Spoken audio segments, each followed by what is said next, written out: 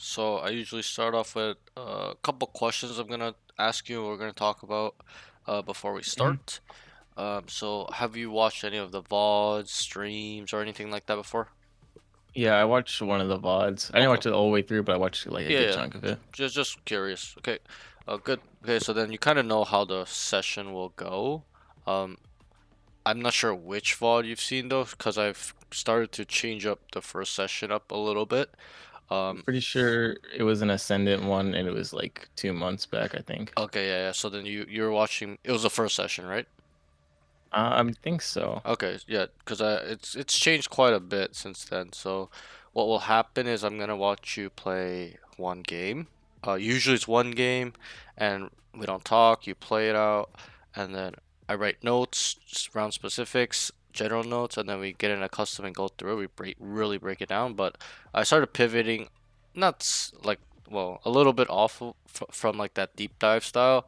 I'd rather kind of help people adjust in real time. I feel like my opinion, it helps them like a little bit more, in my opinion. But so what will happen is I'll watch you play one game. We won't talk. I'll write notes down. I'll write down the round specifics for the first game only, and then we'll talk about your general notes and kind of about your game, and then we'll play another two games and we'll be talking. So you get like a first session and a second session in the first session. So we'll be talking in between rounds. I'll be asking you questions. You'll be asking me questions. I'll be forcing you to do things you're uncomfortable with, like taking space, Mhm. communicating, making plans, etc., etc. Yeah, so that's pretty much how it'll go. We're gonna aim for three games. Hopefully we can get that done in about under 3 hours. So it's not too late, but that's that. Okay, so just a series of questions before we get into it, though, real quick. We'll try to do it in 10 minutes or so. So, the first question is, what is your current rank? Give me 1 second, sorry. Silver 2 at the moment. Okay, 1 second. So, silver 2. Okay, and then what's your Yes. peak rank? And then also the roles you play, slash Uh, ages. I peaked Plat 1, and then I play a lot of Duelist, so I play Reyna and ISO right now at the moment. And Oh, then if I can't play those two, I'll play Clove. okay, so you peak plat 1, and then you said you were playing a lot of Reyna and Clove? Reyna and Clove, yeah, Reyna and Okay, Clove. Reyna Clove. Okay, cool. All right, next question. Try to be as specific as you can be. How many hours are you putting into Valorant? Daily or weekly or whatever? You know, you could just tell me and I'll calculate it if you can't. I would say weekly around 30 hours. Daily, I try to play like five to Okay. six. How many days a week? Whenever I can. So more so like 3 or 4 days a week. 3 to 4. Okay, 3 to 4. That's a little bit more than 5 hours a day. If you're playing 30 hours a week, 4 days a week, I that's like don't that, know exactly. that's like 7 hours around there. That's like 28 hours a week around there. But so we'll say give or take 20 to 30 hours. Is that fair? A week? Yeah, yeah. Okay, cool. All right. All right, that's fine. Just trying to think about that information. Okay. So you do have a lot of time to put into Valorant. That's it. How long have you been playing? Since Gecko got added, so like a year or so. Oh, since Gecko got added, that's a long time ago. Gecko got added Yeah, like but 2 years ago. that was 2 years ago. I think I Wow. think it was. I think it was. Yeah, it's been a while. Okay, cool. And then uh, when was it? So how long have you been in this Elo silver? Uh, this act, like, just mainly just this act, or not act, yeah, act. Yeah. Usually I have around gold, plat, but then I stopped playing for a bit, and now I'm silver. Gotcha. No worries.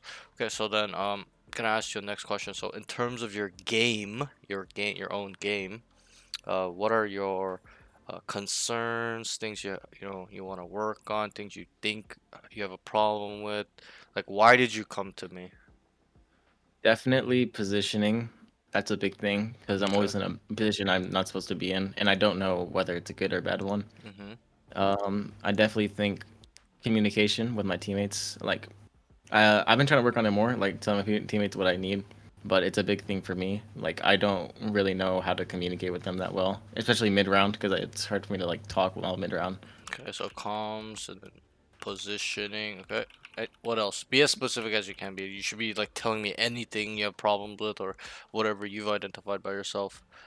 Stuff like that. Definitely overheating. Like I'll get a Okay. kill and then I'll just go straight for another one without thinking of like the consequences. Like that's a big thing about me Like because what? I would think like I Yeah. have pretty good aim and so I just like oh, I can out aim them and then I'll die and I'll be Right, like right, fuck. right. Yep. So you're overheating. Yep.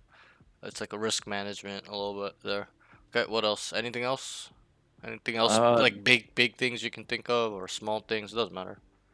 Not Anything. much, just those three. Like, there's some big three that stand out. Okay, I could so probably like name some while playing, but that's a little bit it. no, it's fine. I'll figure it out as best as I can. Okay, so what you're saying, what I'm hearing is you have your weaknesses are to you are comms and positioning and just kind of like overheating. That's like a Yeah, little bit of like position. Overheating is like a part of like positioning and mental game and also like a lot of stuff involved with overheating. But um, yeah, that's no worries. Okay, so that's fine. Okay, all right. The next question will be as specific as you can be and detailed as you can. I don't want any some sort of just really bad answers. I really cringe when I hear mhm. a lot of bad answers to this question. Okay, so try to really think about it. If you need time, let me know. But the next question is, uh, what are your goals slash what is it you want from Valorant? My biggest goal, which is a very reach, is I want to be able to become a professional, Okay, and I feel like I can be able to do that in a year's time from now. And okay, that's my biggest goal is become a professional player in esports. What a goal for right now is to be able to hit ascendant and be able to know my util, you know my role, know how I'm able to play the game correctly. okay, Like that way, like I want better game sense so I can be able to just carry with game sense. And then okay, that's kind of it right now. It's mainly just a lot of game sense and I want to be able to become a professional player. okay, okay. How old are you? I'm 17 right now. 17. Okay, great. You're young, so you have that to your advantage. Okay, some guys that come to me want to be pro, they're 21, 24. I'm like, it's a little bit late for you. I tell them as brutally as honest as I can be, that they're a little late. But it's not like undoable, right? It's just, Yeah. the timing is not as clean as you can be. Um, right? But that's that. Okay, so I do have some brutal truths for you, Mhm. okay, which you may need, but um, in terms of your smaller goal, what you said was ascendant, um, that's not. I would like you to shoot higher. So now, me and you, while we're together, let's decide on a big goal, big rank. Like your dream at the end is to be a pro. Okay, I can understand that, but let's dream even bigger with our rank. Cause I'll be brutally honest, ascendant is nothing. Like, if you think you're gonna become pro by becoming ascendant, and I know what you said. You said for now I want to be ascendant, but it's like that saying I always say to all my students is you gotta shoot for the stars so we land on the moon. And if you shoot for ascendant, you're gonna land on diamond. Ascendant. We gotta shoot high. So that way, Mhm. even if, whatever happened, life, whatever, you can be happy and be like, hey, you know what? I still got really, really high. I'm still in the 1%, whatever it is. So I'll let you decide, but let's decide on a big rank, a little bit higher. It's too low to me. It's super manageable to anybody. Anyone can get ascendant really quickly. Okay, so let's dream a little bit bigger. Definitely Immortal 3 to Radiant. Okay, That would be is it I feel like I okay? can maintain. I agree. Okay, is it Immortal 3 or Radiant? There's a big difference, so you gotta have to decide now. Make up your mind now. Immor- Immortal 3. Okay, and I'll ask you a question. There's a little bit something wrong with that. So if you want to go pro, should you be a Radiant or should you be Immortal 3? Definitely a Radiant. Right. So But in a way, like not to be like, oh well, just because I'm not Radiant doesn't mean but like there's definitely a lot of pros that are floating immortal, but that's also because they're yeah, not playing but ranked yeah, like but super that's seriously. exactly the case. Is they were once top 10. and then they just Mhm. stopped playing because they became pro. That's a different story. When you're chasing to become a pro, you gotta get to number 10, number one, top 50. You gotta be in that range initially. Then they stop playing, and then they're immortal twos and threes. They don't play. They're practicing fucking 8 hours a day. How can they play ranked all the time, right? They're already thinking Yeah, about the game all the time. So a little bit different. You're in a different boat. You are not a pro yet. It is an attacking game right now. It's not a defending game at all. So in terms of climbing, in terms of your rank, so um, gotta shoot. I'm gonna be hard on you here, and it sounds like I'm nitpicking, but there's a reason. There'll be a follow-up question to this too, but shoot higher. Immortal 3 is it's too low to go pro, in my opinion. If we're being realistic, right? Even if you do get to Immortal 3, the chances of somebody, not you, anybody going. I was Immortal 3 peak. I never went pro. I was pursuing to go pro too, but I never made it. So that shows you that Immortal 3 is not good enough. You got to be the best, the top 50 in the region, top 10, top number one. I had a couple students were like, I want to be number one. I'm like, great, super specific goal. Even if it looks unrealistic, there's something we can obsess over. There's a goal, this big ass goal where you're really trying to reach, no matter how big it is. So for you, I want you to be as specific as you can be. Where is it in terms of rank you want to be? Not Immortal 3. Because if you told me you didn't want to go pro, I could understand Immortal 3, but you're saying you want to go pro. It's not good enough. And I'm being realistic with you. I'm not trying to like bash your dreams or anything. Because I had the same dream. I've been in your shoes too. Multiple times. I was a pro too when I was 14 in StarCraft 2 for 2 years. But that's a different story. So um, be a little bit more specific and aim high. definitely top one in my region, and then Okay? top 10 just in Valorant. Sure. But But what?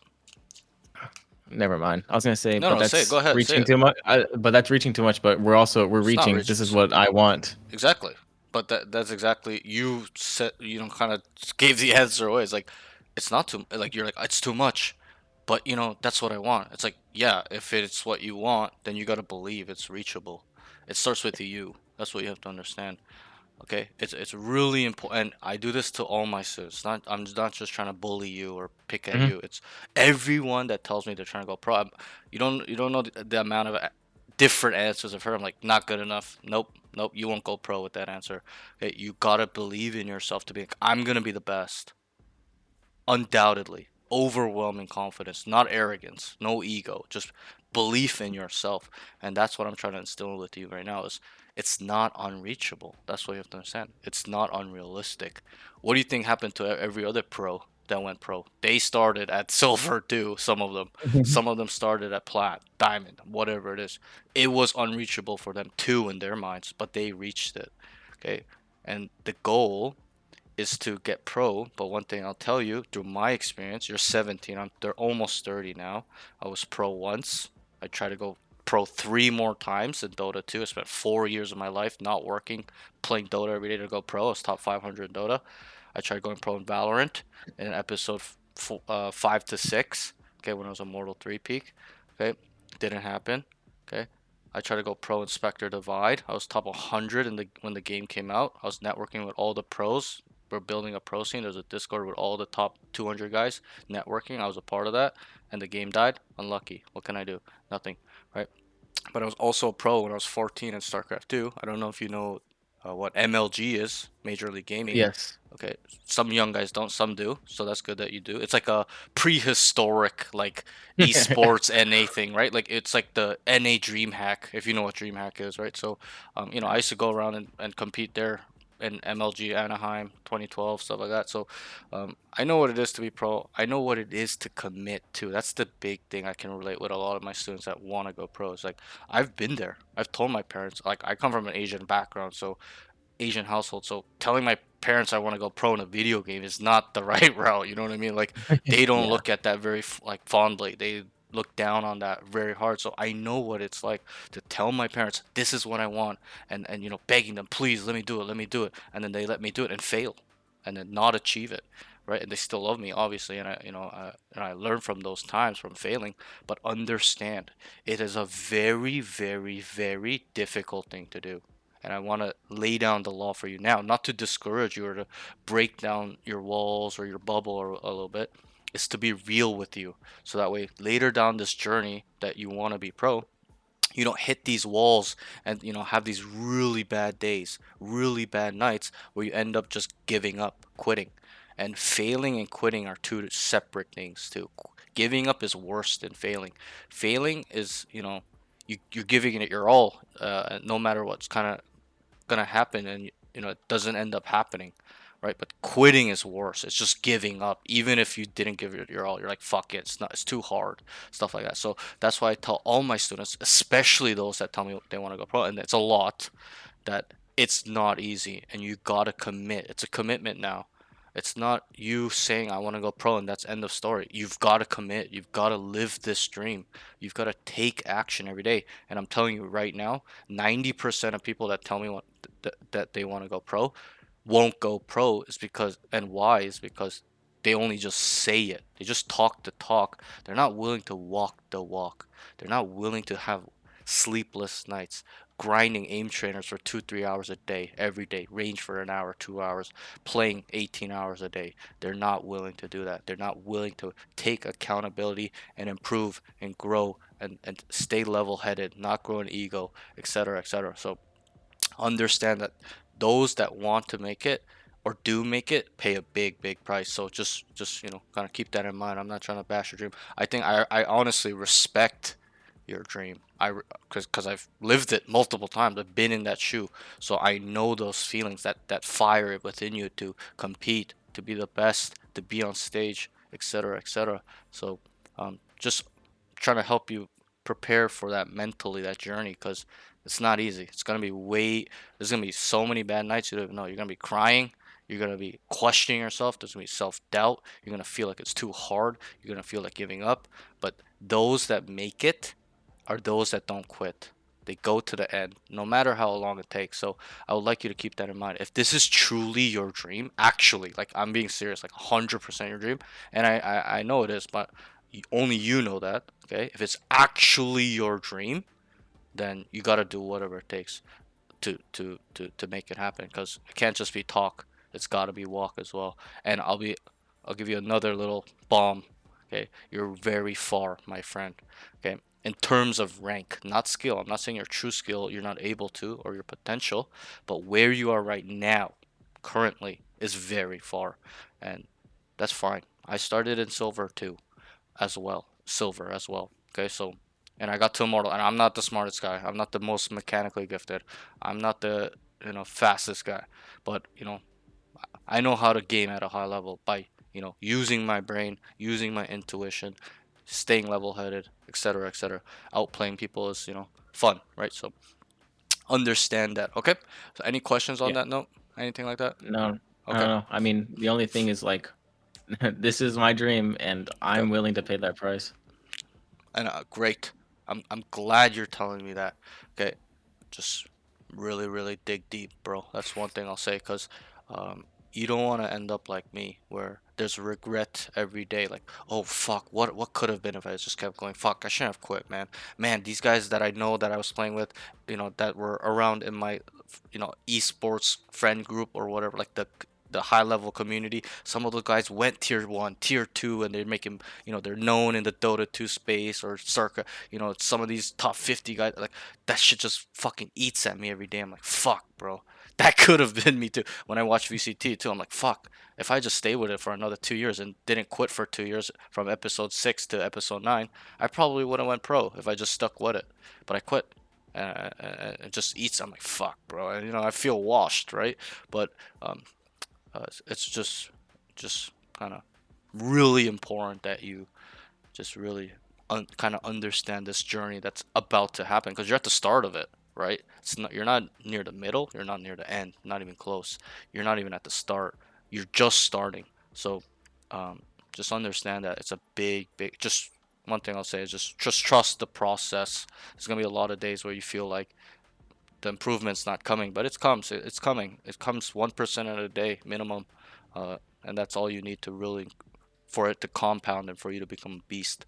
It's just to be patient, consistent, hard work, stuff like that. But I know you mean what you're saying.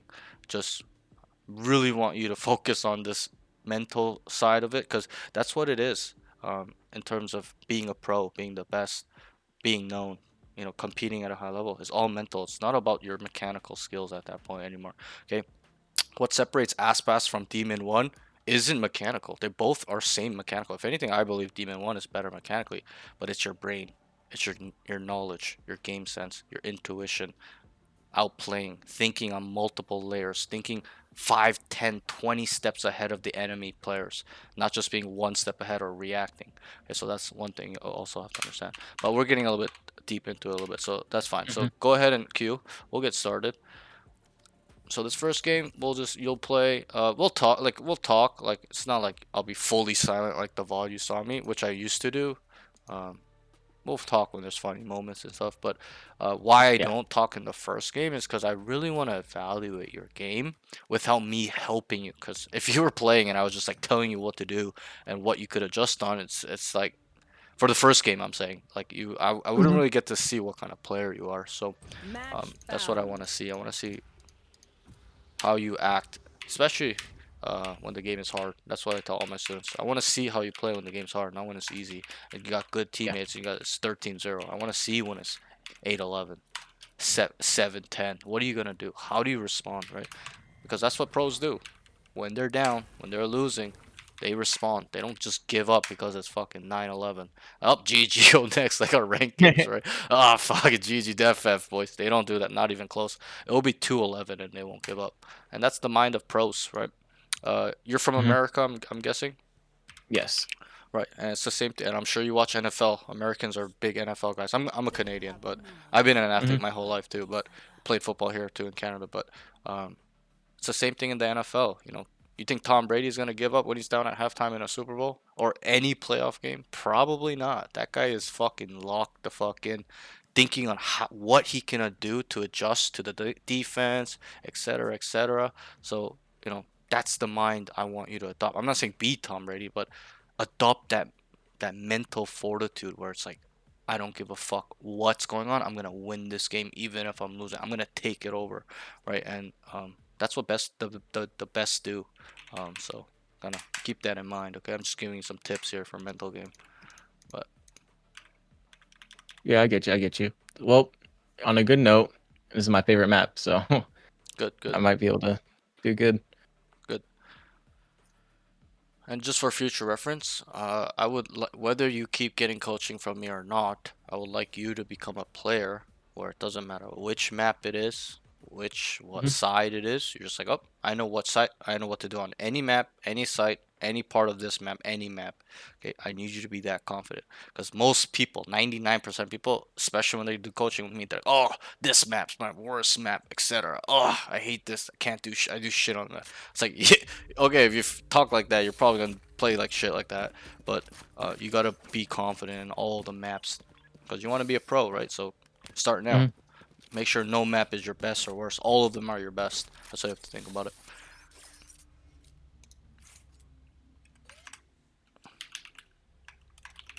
Jay, I'm gonna jump peek this if you want to peek through there, through sewers.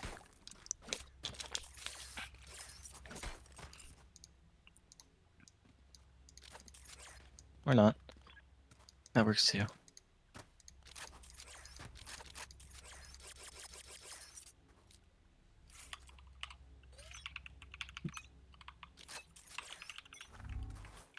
I'll find you. Smoke C.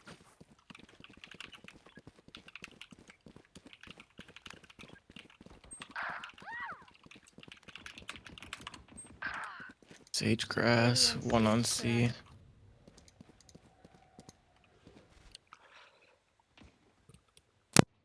Spike down mid. Yours on C.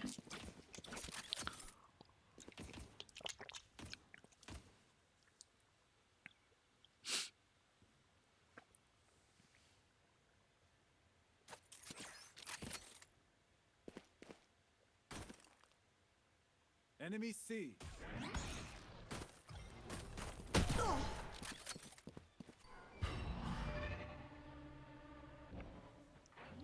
Finding C. Drop in a smoke. I think his combos are Spike quite good planted. actually. Stealing sight.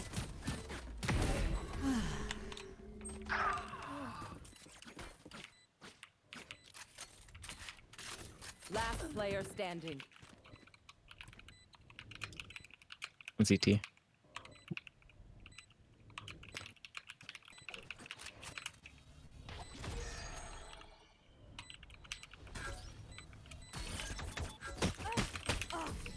Nice try.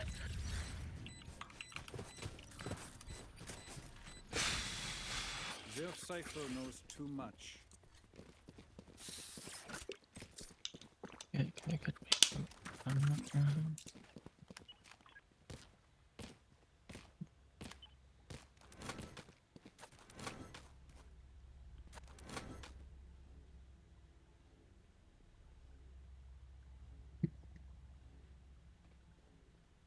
We win. We survive.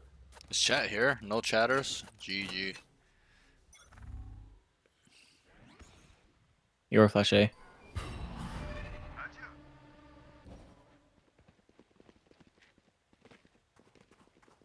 I'll find you.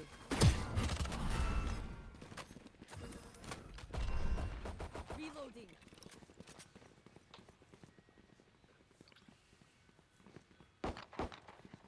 Enemy spotted A. Save Stewart.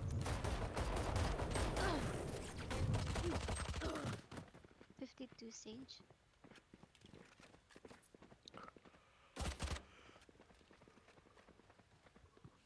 Sounds like they're leaving.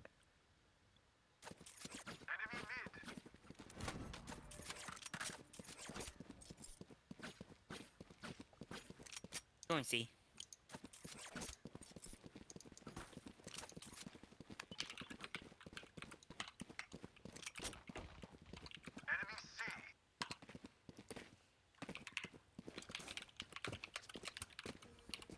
Oh, going B, going B.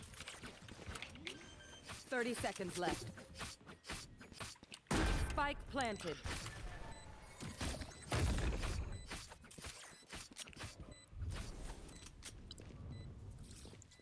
Reloading.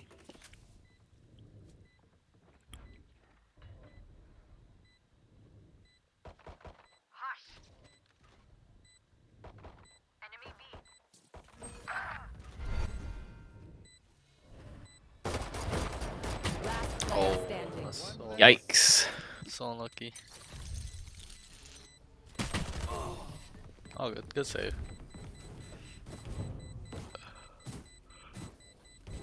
Look your enemy in the eye. It helps with accuracy. Excuse me.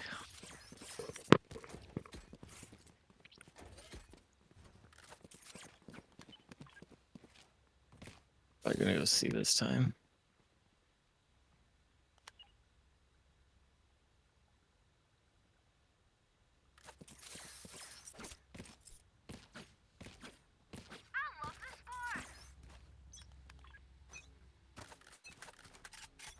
Bring them down.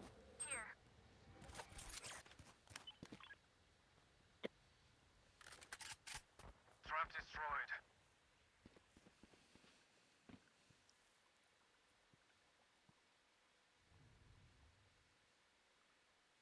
Not garage. There they are.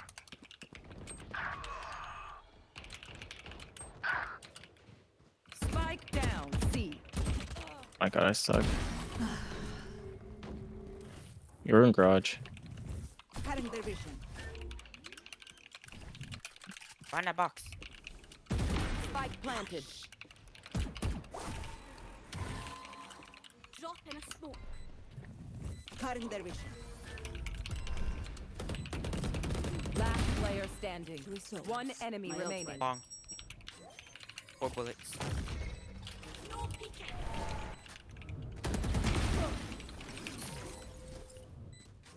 How'd she lose that? Not sure. Good run. Thank you. You odor flame. The nightmare turns in our favor.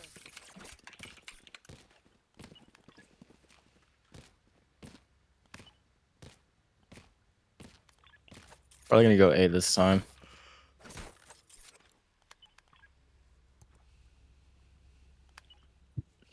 That was a pretty good round by him.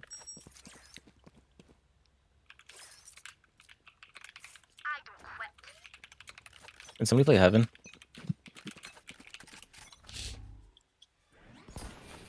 Yeah.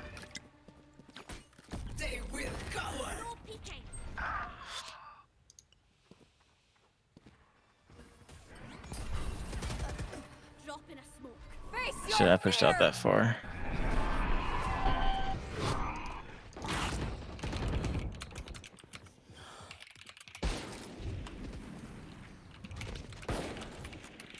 Enemy A.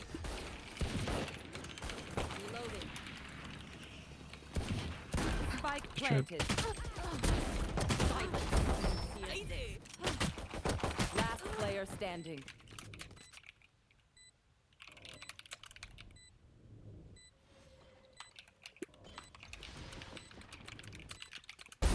Enemy down. Where are you? No peeking. Bring them down. Take hold.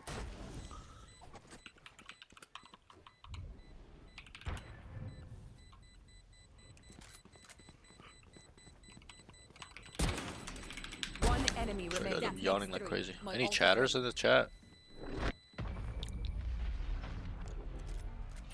No chatters. Trust me, they will make mistakes. When they do, take advantage.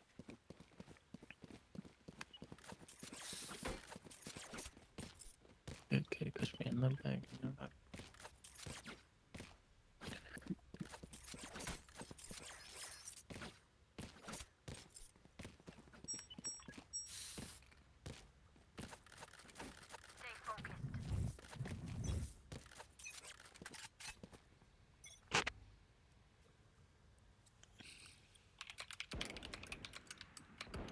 Damn. That's all I people on C.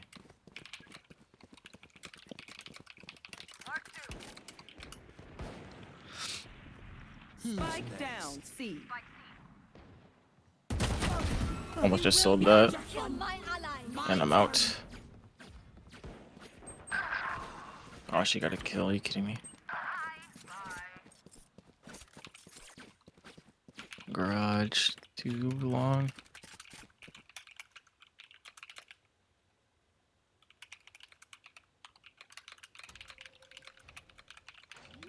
Letting C.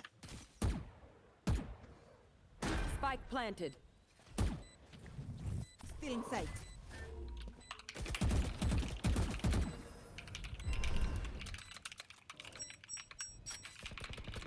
One-on-one stage. One enemy remaining. I must be job, all good job. of these things. You really expect it to work.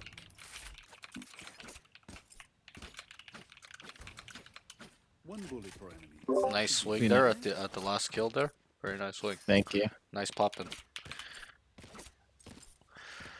Little poppin' swing.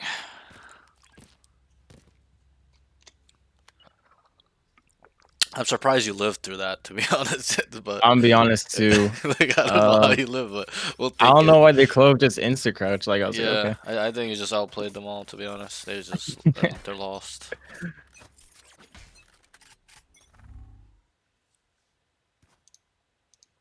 Payday.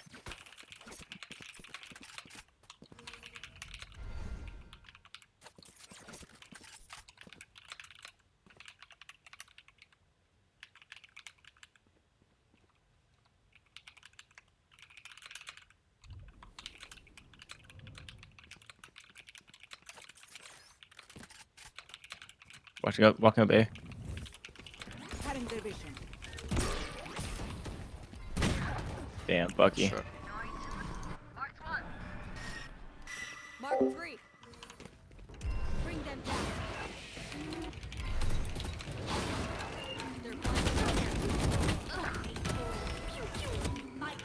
Last player standing. Spike planted. You got this. You don't got this. Nice try.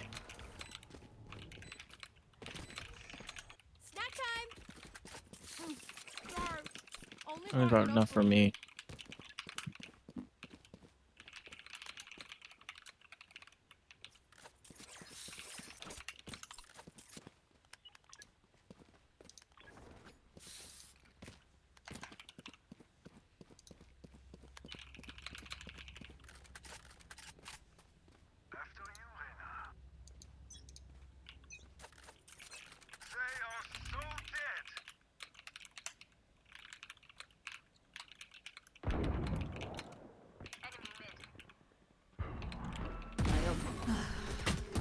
Spike down A.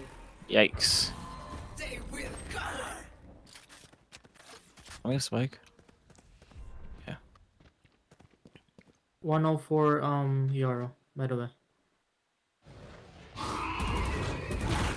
That hits crazy. Spike down A. One enemy remaining.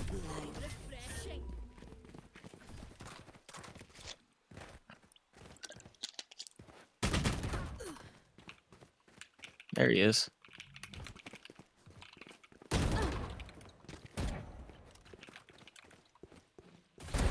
Nice. Was that their best?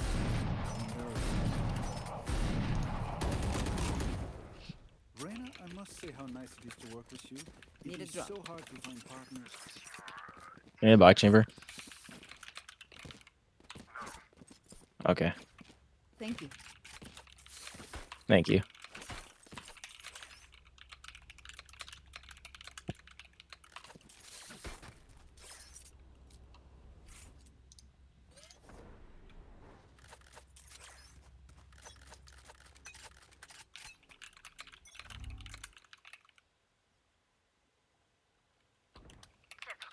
You see.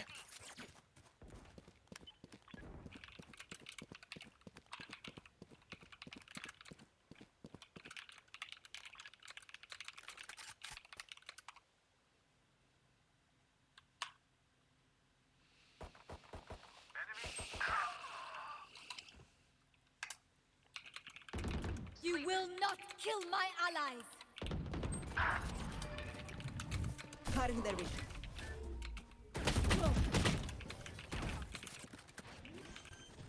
Thank you. Spike planted.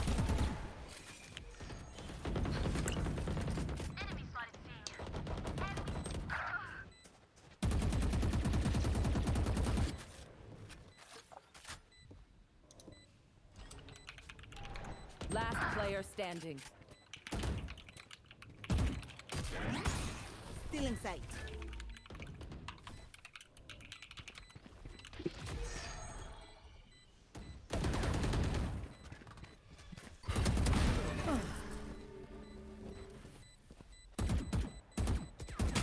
Yikes. I don't want to talk about it.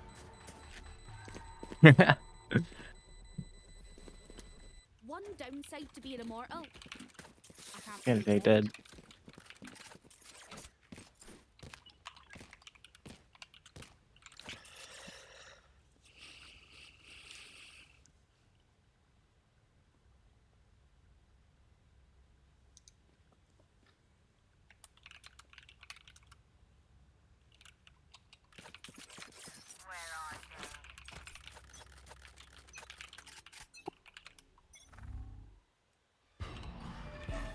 Who's next? Lade. Come get me. Come get me, or I'll take you to my team. Where are you?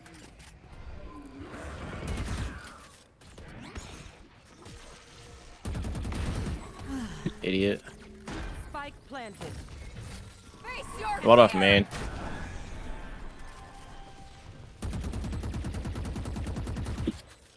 Reloading. Reloading. Reloading. Reload like I Two sewers. never left. One hell. Last player standing.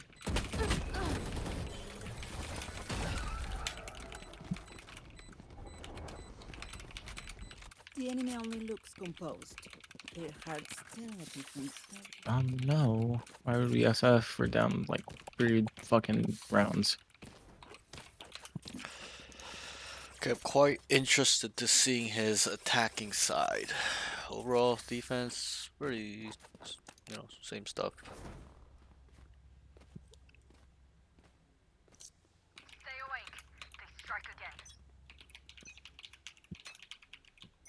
Watch this. Let's see.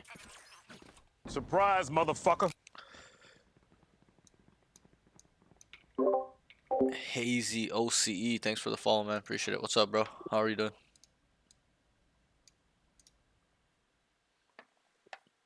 Watching YouTube video of yours right now. Nice, man. One window. Of course. I saw that you had a Twitch. Yep, I yep. know I usually exactly stream what- every day. All those VODs are from the stream. But that's good that you see my videos, I guess. Get a lot of people Spike planted. enjoying my videos. One garage, one garage. I'm good, I'm good. A little bit tired right now because it's 11:50 p.m. but I'll get through it. Saw it on my YouTube For You page. Nice, nice, nice. My YouTube has been Last player slowing down a standing. little bit lately, like my videos. I haven't been consistent too, that's probably why, but it's because my thumbnail guy had like tests and shit, so You're just he bad. was like kind of like, You need a good change. it was taking a while, but Reach. I'm trying to get back on that stuff. It's 1:48 p.m. for you. Nice. Nice, bro. Thanks. I'm guessing you're from Australia. If your name has OCE in it and it's 2 p.m. That's what I would assume.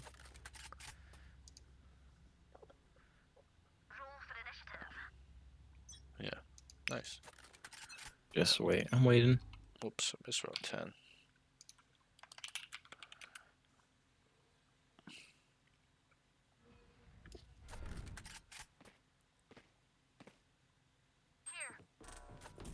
I'll come help you, gang. Multiple enemies seen. Oh wow. I just got the trade. Spotted. Men. You had your fun. My turn. Walking up garage. Spike planted.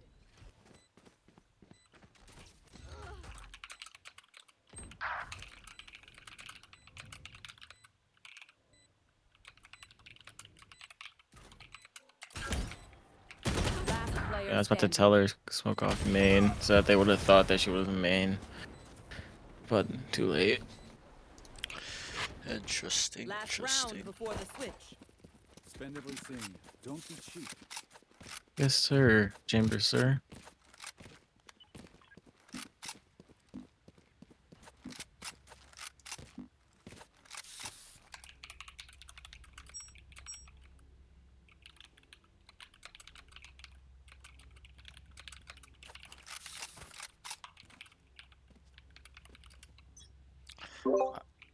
One game off Immortal right now. Nice, bro. Get it, bro. Your flash A. Get that ASAP.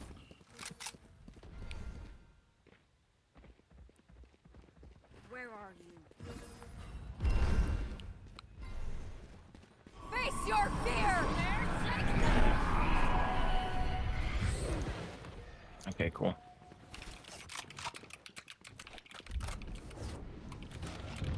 Enemy spotted A. Spike planted.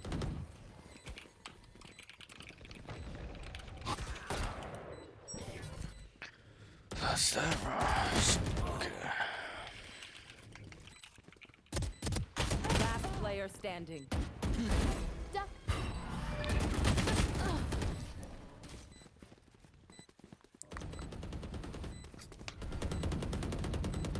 Switching sides. I think he's pretty good. Good grips, everyone. His Your mechanics are hearts are kind. decent.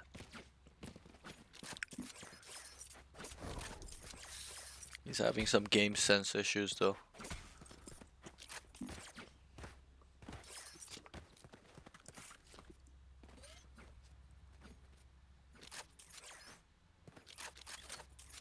Hey, can you throw it like backside? I'm gonna flash in once smokes go down. A bit. Is it paid coaching or free coaching? It's paid coaching, I throw unfortunately. it on site, right? Yeah, I throw used it to do just free backside coaching, right but here so we can get them off guard, and there then was we can just get a too pick for many that. students, so changed it. I was getting like 5 students a day. It's just like, bro, I can't coach for 12 hours a day for free.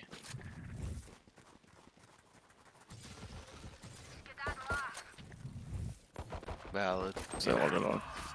Kept it affordable too. It's not like I charge $30 an hour. I charge $30 for like Find the trip. 3-hour sessions. Sometimes some people get 4 hours, 5-hour sessions. Really depends. Yikes! What the frick? It's okay. We got on site, I guess. Hazy, you can just DM me. There's no link for the coaching, but you Oh, can I just sold that whole DM round. me, and then I can get you scheduled. We can talk about it, stuff like that. Yous don't get a reset button. Can you stay alive, please? Yeah, there's no link right now. Like, there's a link to pay, but not a link to book, because it's through me. The move. We just lurk the whole time and win. Something like that.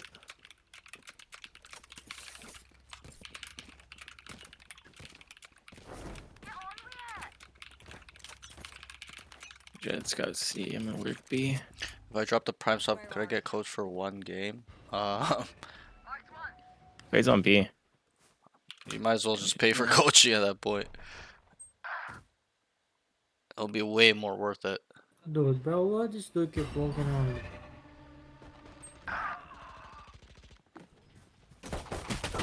But yeah, I don't even think that would be worth it for me. It fits 78. She's a garage. Reloading. Last player standing.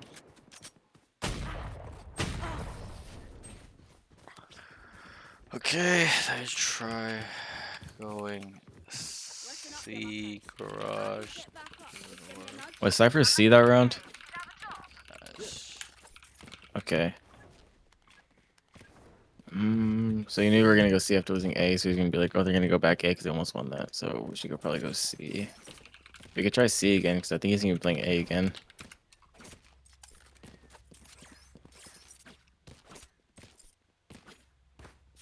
If he goes C, then we just got absolutely yeah, fucked. My rates are pretty affordable. It's $30 for the first session, and then sessions after are $20. Double So, smoke. and sessions last from 2 hours minimum to about long, like 3 hours and a half, 4 And I just hours. crouch and lose. Let's Medium, go. it's like 3 hours, 2 hours and a half, stuff like that. Reloading.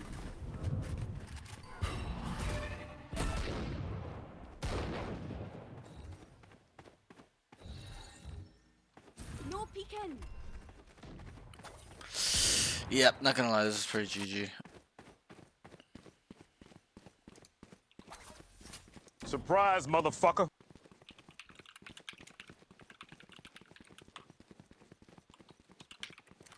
Not ready yet. Raw Dog Leroy. What's up, Raw Dogger? How are you? Find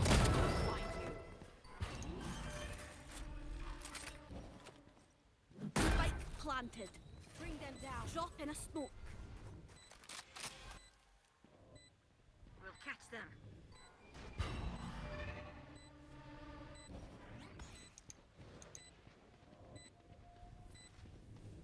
Good, good. Just a little bit tired, but pulling through a little bit.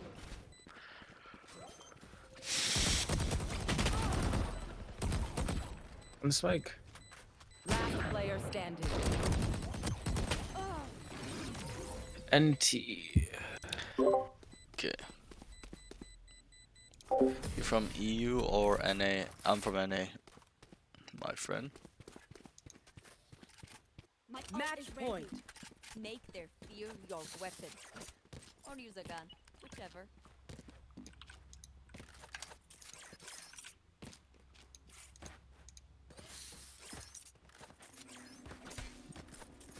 Time. I'm EST. I'm EST. I don't have a time command. It's 12 a.m. right now. Their fears. 11:57 p.m. The 13th, April the 13th. If you're curious. Hey, I think you died, Chet.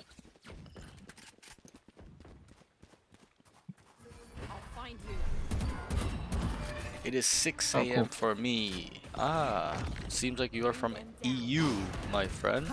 One hard move. CST, Central Standard Time. Or sorry, CT. it's a CET, Central European Time. Or is it GMT, my good sir? TP. CT. Heaven. One heaven. Planted. Last player standing. Back like I never left. Okay, okay. Last player standing. Holy fuck, a lot of people run across in this elo. Drop in a smoke. One enemy remaining.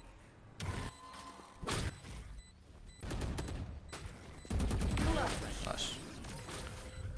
Good kill. That was a little lucky.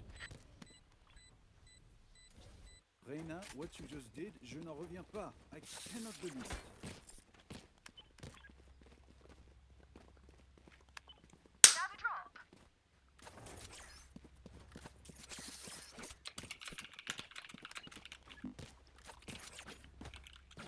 I'll push up mid because Jet's gonna go on site C.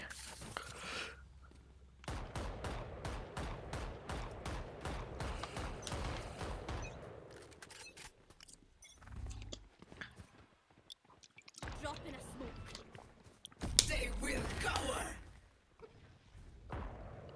Yes, well. Yo, you got trap.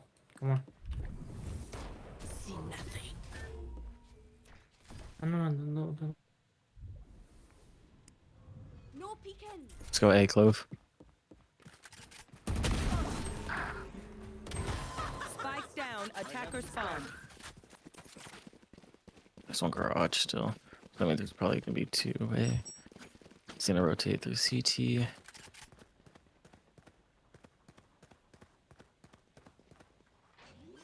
I'll find you.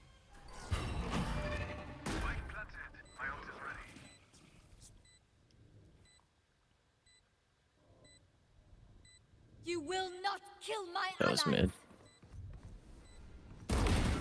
What the fuck did I just see? My turn. Blind. One to it. He's got pretty good aim.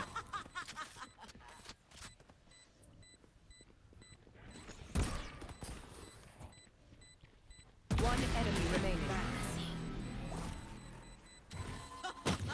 Last Oh, of course. I almost had it. I got too overheated. We won though.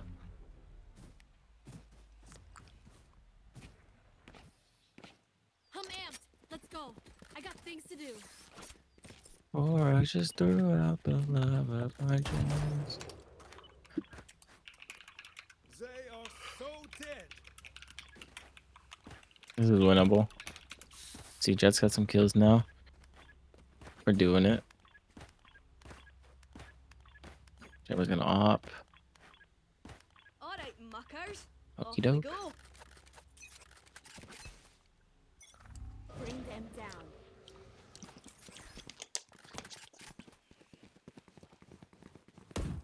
It's a decoy.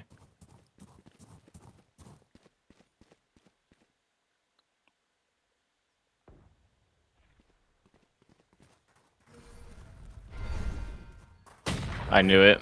And I was getting ready for the push too. But Bucky meta.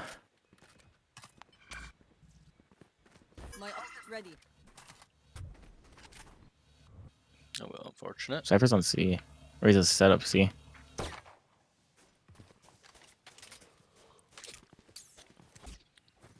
Not ready yet.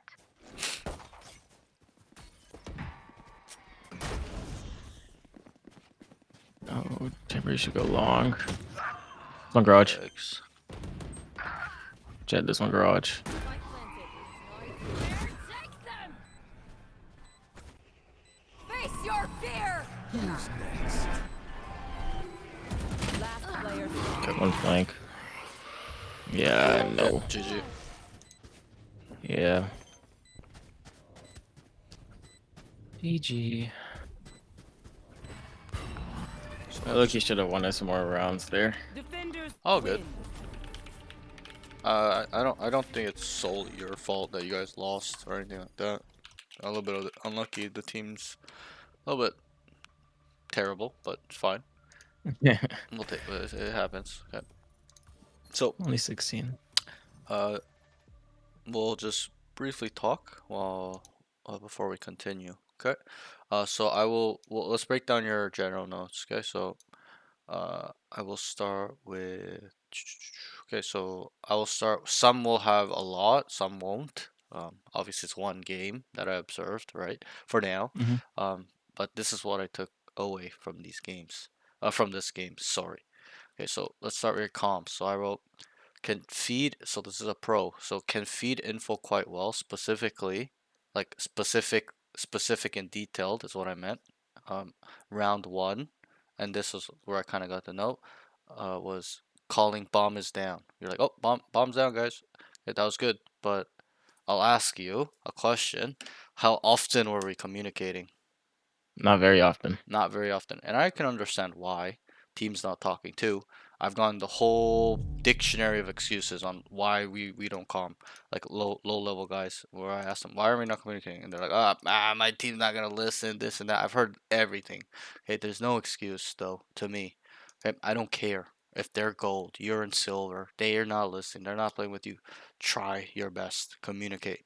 Okay, and this is something you have to understand as being the best player in the lobby in your team in that rank game specifically, right?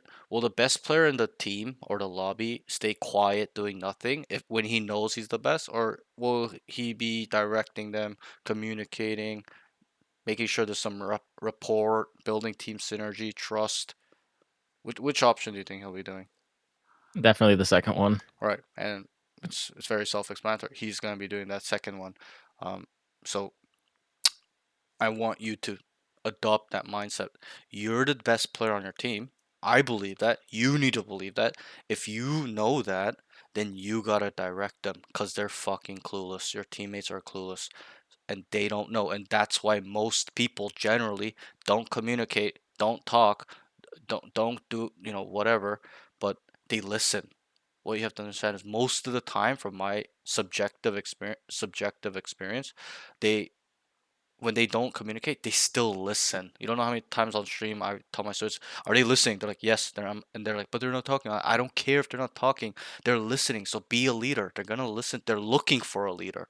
They don't know what to do. They're fucking clueless. So I want you to be that type of guy to taking the IGL role, the IGL approach in this game, because it's very important to being a not just an IGL but being a leader. You don't have to be a a IGL to be a leader. You can still be a leader and not an IGL. Okay, IGL is a role in the game specifically, but um, being a leader is a life skill too. And um, I want you to be a leader in this game because if you know, feel slash is the best player on your team, then you should act the part. And I believe that. I really do. So gotta calm, feed info, get the synergy up, communicate even if they're not talking. I don't care. I want you to be the guy to communicate what's going on across the map. Guys are going in, they're going in. Even though you're on A, you're like, oh yo, they could go up C. Yo, 3C long. Call it out. What will happen too a lot of the times when you communicate a lot, uh not like over communicate, but you're just calming, trying really hard in your comms. People start communicating and they always listen. So they default is they just listen and then they start talking to you as well. So understand that you gotta talk or you're gonna lose these games, and that's kind of why we lost these games. The enemy team are playing with comms. You guys aren't with comms. Who's gonna win in the long term? Over 10,000 games. Who's gonna win? Which team? A team with comms. Right. So I'll put that on you. That responsibility on you. It's on you to making sure the team comms or it is somewhat synergized in that way. Can communicate, can trust each other. Everyone's not at each other's throat, whatever, tilting, griefing, whatever it is. Okay, but and I can understand there's gonna be some games where no matter how much you try with comms or what leadership, it's not gonna work, and that's fine. happens to even me, where I'm like, okay, it's like these guys don't give a fuck at all. Okay, then whatever. You're just gonna have to take the game in your own hands, as in killing 3 to 4 every single round without your team's help. So you gotta be able to have that switch. But if there is teams that talk to you, which is most of the time, like 60% of the time, in my case, in my experience, my opinion, it's higher than non-speaking teams. Um, you gotta utilize that team play aspect with communication. You don't need to run it down and kill 4 people when the whole team's playing as 5, right? But it's different if they're not listening to you. It's a little bit, you're gonna have to kind of take the game into your own hands, or even bait them very hard sometimes, stuff like that. But if they are, you gotta play with them and kind of use that to your advantage. Okay. So the Hmm. next thing is just like a small note. Need to call when the bomb is down. You did it the first round, but there was like 1 or 2 more rounds where the bomb was down. It was A lobby on A long. You did, and you're like, oh, is bomb there? You asked yourself, it's like, is bomb there? And you're, oh, yeah, it is here. And then you went and died after you killed 2. But you gotta tell your team, guys, bomb's down A lobby. Okay, it's very important, even if you feel like it's not. It's very important at the high level, especially pro play, because that's what you want. Okay, but why is it important? It's not for you, okay, for you to know the bomb is down. It's for the Hmm. team. It's not for one teammate. It's for the whole teammate, dead or alive, for them to play or talk accordingly for the bomb, to play around the bomb. You watch football, right? NFL. Yeah, Okay, so do you play football by any chance, or I play? used to. Okay, so you can kind of relate to this too. Okay, so in in football, what do they teach the defense when the offense drops the fumbles the ball? They go. Everyone yell fumble. Exactly. Even the sideline yells fumble, fumble, to get the defense attention that the ball is down, because it's hectic, right? And mid play, Hmm. the defense line are pushing the offensive line across, and linebackers are chasing running backs and some slot receivers. So it's a little bit hectic. So when everyone starts yelling fumble, fumble, they just know how to. They just everyone stops what they're doing and start going to get on the ball, or looking for the ball, or trying to protect the guy with the ball, whatever it is, but they play accordingly. Even interceptions, similar, right? They get a pick, everyone's just yelling pick, pick, and everyone's just going down the sideline, everyone's trying to help that one guy, right? So you have to think about it that way. We're on defense, the offense fumbled the ball, which is the spike, the bomb. We gotta yell fumble. We gotta tell them, guys, bomb's down right here. You gotta you gotta like drop. It's like dropping the location in an iPhone for your teammates. Guys, it's right here. It's right here. Come rally to me. I need help. We need to not let them pick the ball back up to score a touchdown. We need them. We need to hold the ball here until time is out in regulation to win the round, to control the objective, because it's an objective game. That's what you have to understand, is that it's not about really killing each other and running it down as a team and shooting guns and W key AD and shooting around and using utility. No, like that's a part of it, but the main objective of any round is to defend the bomb, like defuse the bomb, or to plant the bomb and let it explode. That's the attacking side's goal, right? It's to plant and let it explode, to you know go off, and then defense is Hmm. to stop them from planting if they can. If they cannot, they try to come retake, kill everybody, and then defuse, or defuse without retake, whatever the scenario is. But their goal is to stop slash defuse the bomb objective. But the attackers are to go and plant and make it explode. So you have to understand that um, when you call that the bomb is down, it'll help your team with helping the bigger goal of not letting them get the objective done, which is exploding the bomb. Okay, so that's that. That's one small note, very small. Okay, the next thing is, if team is quiet, he is quiet. I can feel that. I can smell that off you. I can feel it off you, kind of, where like if they don't talk, you don't talk. Okay, and that's a follower mindset. I don't Hmm. care what you think, how they will think about you in terms of fear, judgment, or how you sound. What, I don't care. Okay, talk. Lead them, because they're clueless. That's how you have to think about it. They're so bad. They're so unaware. They're so clueless that they're not. They're shy. They don't know what to say. They don't even know callouts probably at this level. So be that guy, be the leader, or that person or that player where they find you reliable or really good of a player. Okay, so to do that is not just to act the part. You got to talk the part too. You got to tell them, guys, let's group up right now. Can we do this? Hey, what do you guys want to do? Guys, let's go, let's go. We need to go, slow down, rotate, let's go, leave, there's 4 here, there's 4 here, whatever it is. You got to kind of have to work on that a little bit. Okay, in terms of comms. It's very important. You gotta understand that the small things in communication matter in tactical games. Because I'll give you an example. In a SWAT effort, would five guys breach a building and just silently go up the stairs and into rooms together? No, because then you Probably. have no idea what's going Right. on. Nobody knows what the fuck's going on. Everyone's gonna get shot in the back of the head or some shit like that. Like no, like everyone's just kind of not synergized and not playing together. And that's kind of what I want from you is to um, just even if it's just yourself, you feel like you're talking to yourself, do it. Okay, because that will Mhm. help you practice communicating at a high level where you'll be ready for immortals and threes when they're talking to you and you can just respond and make plans with them and synergize and have trust and build some sort of friendship, even though they're not friends, a little bit of some uh, camaraderie there, right? Because that's what I teach all my students. I don't care what rank you are. I get them to be ready for when those players will listen to them and play with them and communicate them. Because you will get to that level as long as you kind of, focus on these things I tell you. So understand that it's not about now. Like, oh yeah, I'm in silver, so I don't. These guys don't talk to me. What's the fucking point? I can understand that, but it's for you to practice right now so you're ready when you're in Immortal 3. Because I was that the person where I got to Immortal for the first time, Immortal 3, and I wasn't talking, and they would be like, "What the fuck is wrong with you? Like, why are you not speaking?" Right? And you can see why it's an issue, especially at the high level, because they want you to talk to them. Hey, what's going on across the map? What do you see? What do you hear? What do you feel? They want to know. That's what the best players want. They want to feel it on the other side of the map, just like you are his arm, or vice versa. Okay, so kind of understand that. Okay, the next thing is needs to be an IGL slash directors team. So we kind of touched on this. So I want you to be an IGL, and you know what IGL means, right? Yes, in-game leader. Good. Okay, I ask all my students that. Some don't know, some do know. So most know. So good. You know what that means. So be an in-game leader. Okay, and then direct his team as well. I'm not saying micromanage to the point where it's toxic and you're annoying and over. Not Hmm. like that. Just direct them. Guys, can I get this utility here, guys? Are you ready to smoke? Whatever, can you drone out right here? I need a drone right here. Can you smoke right here? Whatever it is, kind of direct them. Okay, I want two guys outside.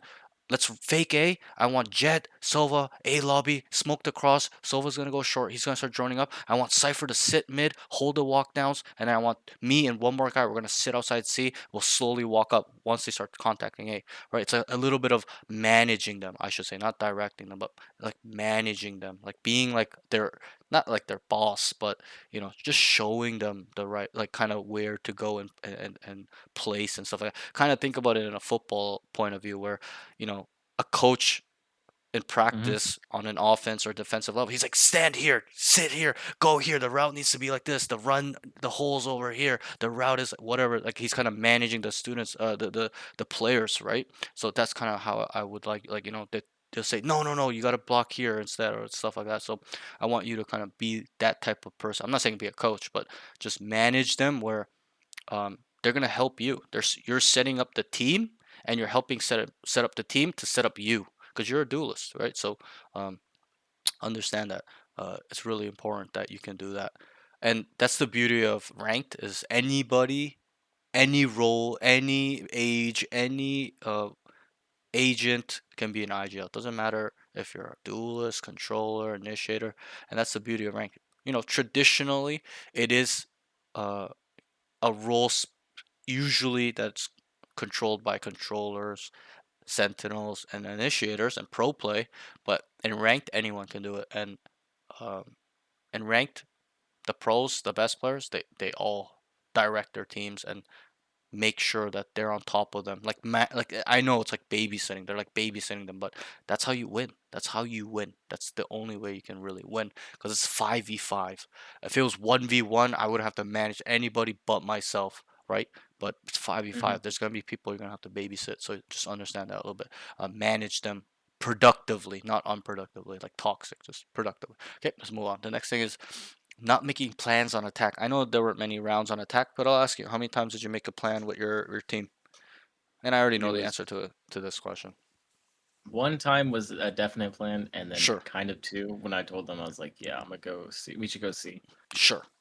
I'm gonna be honest, it's probably around one time or one time to my standard. Even then, it was almost non-existent. Okay, um, and it's fine.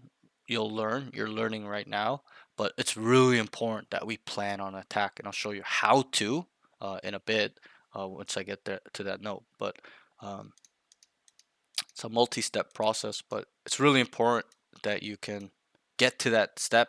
So how I teach my students, it's there's four steps, and making the plans, like the act of making or telling the plans is step four, but there's step one, two, three, and I'll save it for when the note comes up. But yeah, just understand that you gotta make more plans on attack, even if you're losing, even if you're doing bad. Gotta make some plans, okay? Guys, let's run it down here. Guys, let's go here. Hey, let's run a fake. Hey, let's contact up A long. Let's contact up here. Let's have a mid lurk with contact up A, but we're gonna end C, whatever it is. Get creative with it. That's all it's about. It's not. There's no textbook answers in this game. We're like chess, right? It's like, oh, this guy goes here Mhm. now. It's E5. This. It's like so optimal strategy, but uh. Game theory optimal, but there's not so much game theory optimal in Valorant because the game is so flowy, and then there's so many variables, and then also it's just so complex now with so much utility that there's too much involved for it to be a textbook answer like one plus one is two in terms of situational uh, awareness, or those moments situationally. So just kind of understand that. Okay, so that's why it's important to make plans. The next thing, we'll just kind of, I'll come back to that note, but let's move on. So aim, I wrote has snappy aim, shows instances of able to delete. I think you're really able to delete. I really like the way you shoot. It's not even like you're deleting like you know two times out of 10 kills. It's like a little bit more than 50%. It's like 65% you're instantly. That's pretty high. It's pretty high. But what do you think I ask of my students? What do you think I want from them in terms of aim? Can you try to Hun- identify? well, for me, I would want 100% aim. Like, you wouldn't want somebody that can't hit all their shots, no? You I would mean, want, we're all human. We all kind of do. Even yeah, yeah, pros yeah. hit our shots, right? But what I ask of my students is that I tell them I want instant deletions. Hmm. No excuses, no exceptions. And obviously, that's an over exaggeration. Like, we're all gonna whiff. We're all gonna miss. We're all not gonna always delete. Even me, I'm a victim or whatever to it too. But why I kind of lay it down like that on all my students is so that way we have a high standard, right? Because if we have a high standard, most likely that will be how we play. And so even if we do whiff once in a while, most of the time we'll delete. And one thing I used to tell myself when I was near going up to my peak, and maybe episode 5 before 6, I would tell myself, if it's not a headshot, bro, like to myself, I'm like, if it's not a headshot, it's not a kill. Like even my teammates would tell me 1 HP, 1 HP. What do you think I would go for? I would literally Headshot. one tap them instead. And obviously that's wrong, right? If they're telling you it's 1 HP, all you got to do is tickle them and they're dead.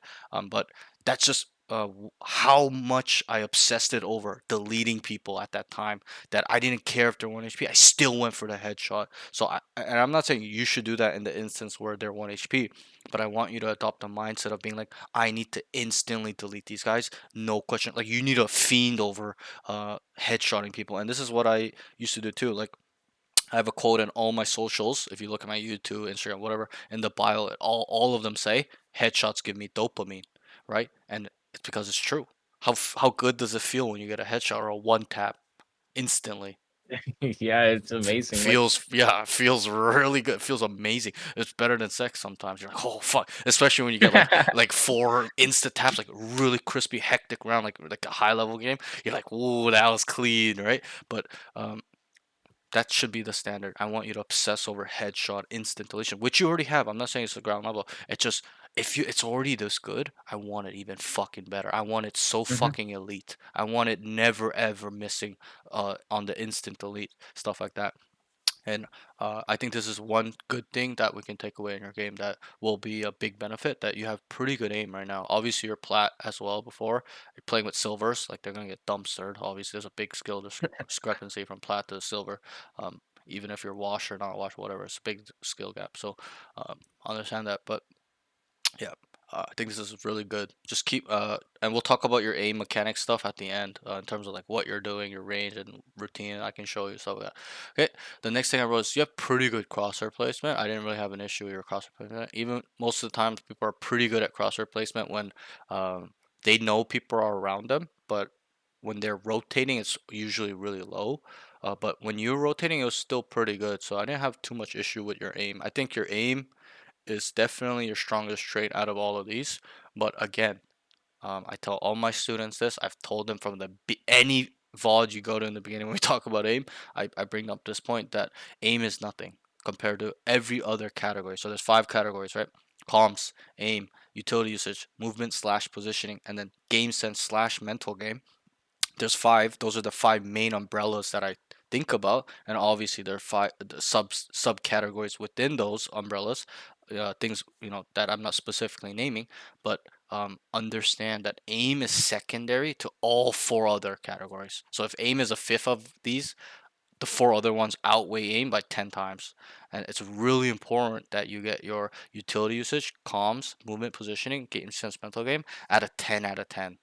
Okay, because what happens and what most people are in is they're in the all aim no brain category. I don't think you're in that so much, where it's like ground level game sense, ground level positioning, stuff like that. It's not that bad, but you're still a little bit on that spectrum where you're relying on your aim, but you're not relying on the brain aspect. So there's 3 categories as well: all aim, no brain, and then there's all brain, no aim. That's the category I started in.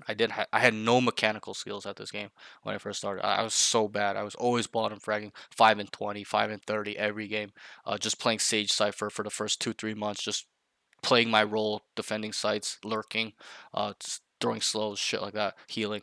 But and then the third category is a balanced category where they have aim and brain, but it's not 10 out of 10 each. It's like, 5, 6, both of them, both disciplines, out of 10. So it's balanced. Like you have aim and game sense, you just got to bring it up. So I'll be brutally honest, you're in the category which is the harder category, which is all aim, no brain. Okay, because aim is the easy discipline to get out of aim or game sense. It's the easier one to gain.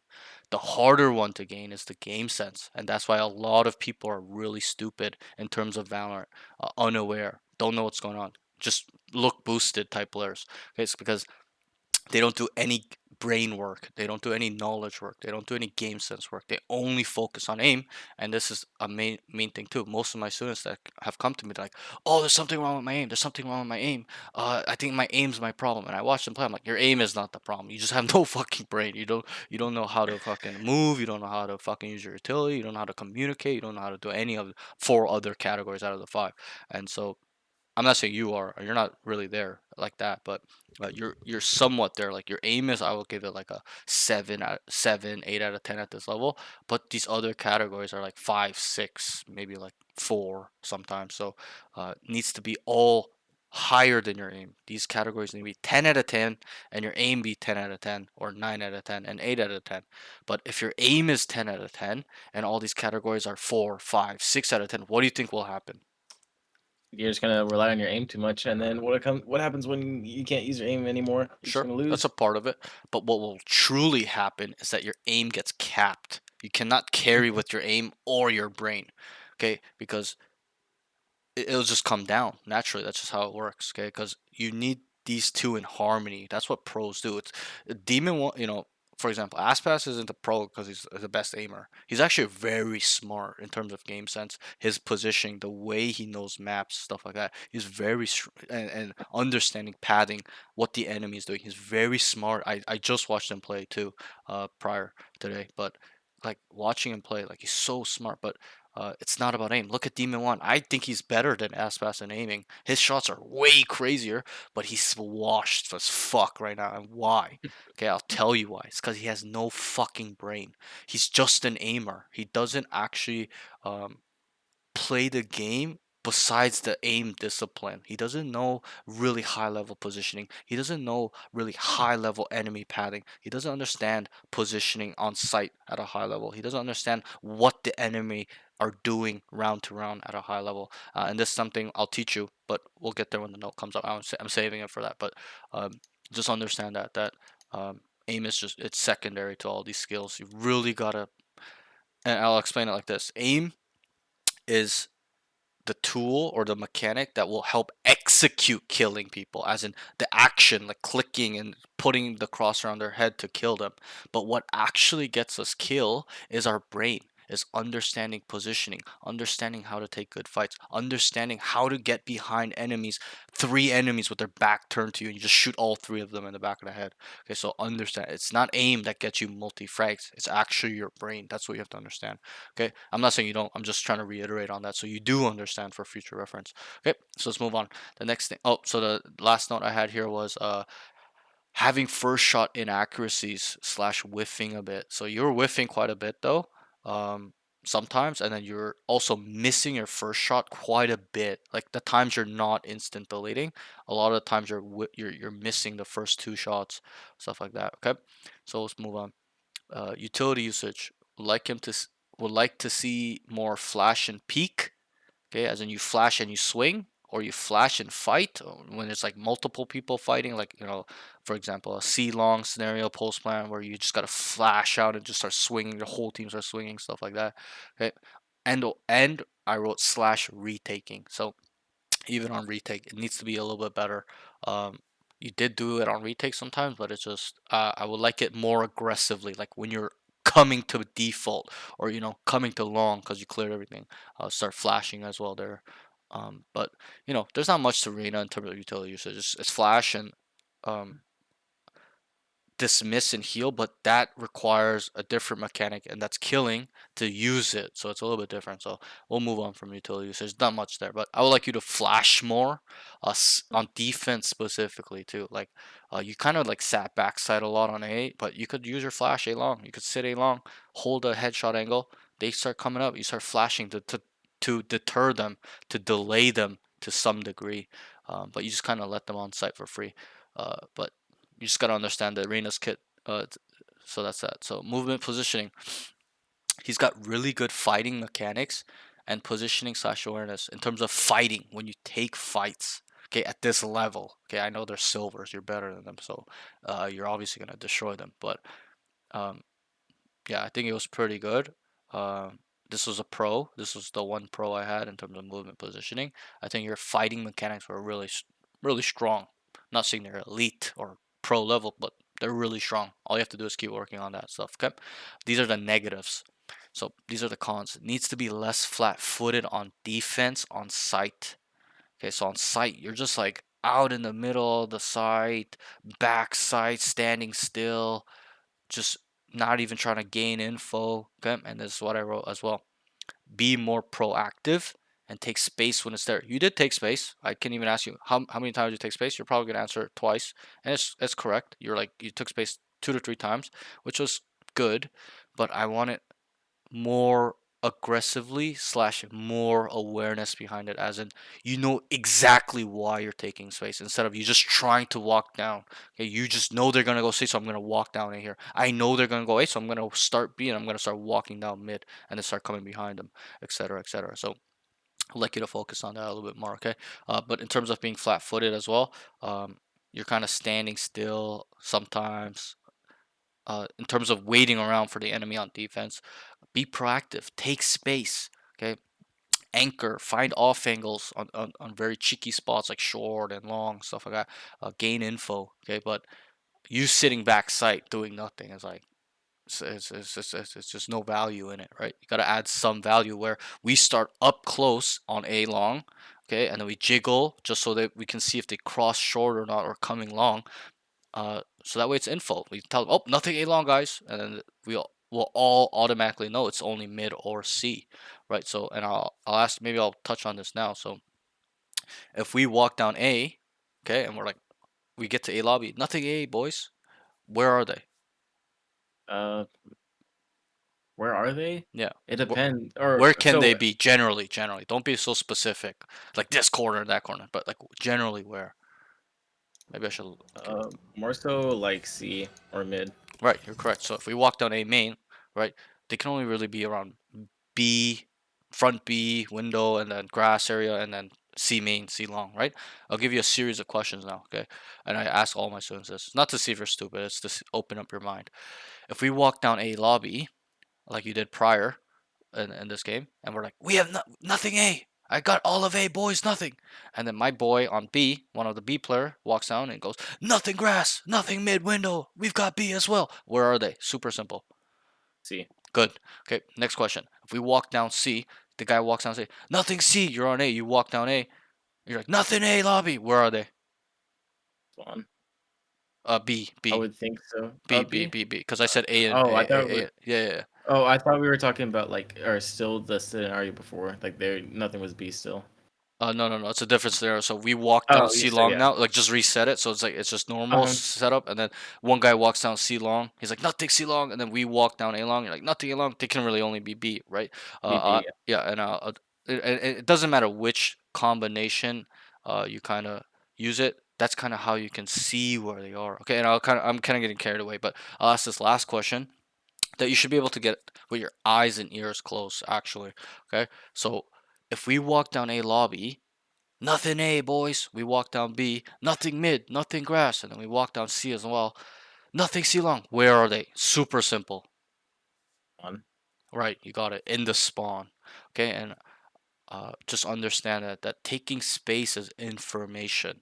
And I'll touch on this right now. So most maps, 10 out of 12 maps, the maps are in thirds. Okay, and two maps are in one map is in quarters and one map's in halves. So fractures a map that's in quarters, right? B main, arcade side, A main, drop side, right?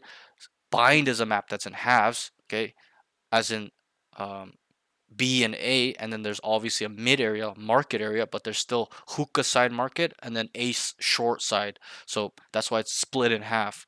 Okay, but what you have to understand that if most maps are in thirds, like Haven, right? There's A, B, and C, right? It's three thirds on the map. So if we walk down A long, which is one third, they can only be in the two other thirds. If we walk down B and A, we automatically know they're on C, right? So it's a little bit of like a math deduction thing as well. You can kind of use to help yourself if you like looking at it in thirds. So whichever combination of third you have control of, you just automatically can deduct, narrow down that they're in the other third. Okay, do you have any questions on that? Any? No, I was gonna say to you like, uh, I'm very thankful that you're like super or like, what's the word? You don't try to sugarcoat it, and I like the Sure, fact that sure. you're just telling me like exactly like what I need to do and like the where I'm at right now. Right, right. I think that's good. Okay, okay, all right, cool. I'm glad I can be that guy for you. And you know why I'm that guy? Can you try to identify why I'm that type of person?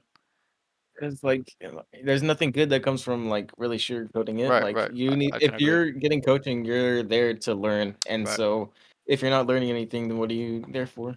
Right, and I agree with that. I think that's a part of the answer, but I'll kind of tell you. We're getting a little sidetracked, but it's fine. Okay, but why I'm like that is because I understand what it's like to be in your shoes. And all of my students, everyone that's come to me at this point in 2 months of coach, I've only been coaching for 2 months, but those that have come to me at this point, I understand how all of them feel. I can relate to every single one, whether it's like one little bit, different area of whatever. I can relate. If it's a mental issue, a game sense issue, a aim mechanical, I can relate because I've experienced it all. Okay, so and I think it's really important that uh, I can be hard on my students and tell them how it is because if I were to just tell you, yeah, you're the best player in the world, this and that, there's nothing wrong, just focus on, just play more and then just take your money and leave, you'd just be like, bro, that was what a waste of time, what a waste of money, right? So I want to add, and that's why I started coaching, so I can add value to my students and help them learn what I learned by myself. I learned all of this by myself, whether I knew how to put into words at the time or not. I didn't. I only started knowing how to put into words once I started coaching. But I did all of these things without putting it into words. I just did it in my mind instinctively, intuitively, through experience, whatever. But I understand how you guys feel, so that's why it's like that. But in terms of this note, we were on the space taking note.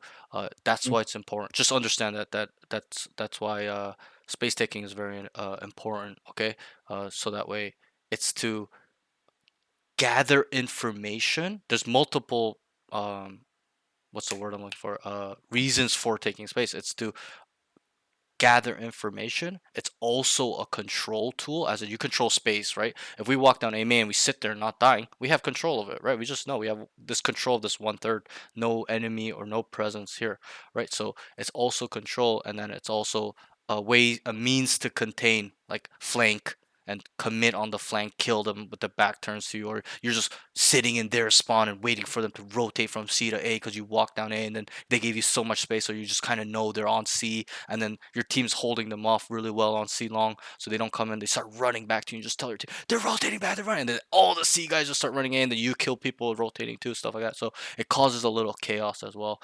But the main thing is that it's information, and it's to narrow down where they are. And when we can narrow down where they are, we can know what they're gonna do. For example, let's say they start 5A, right? On Haven, right? They start running up long and short, making a bunch of fucking noise. And we took space down B and C long, two people. We have a double flank going on. We have three on A.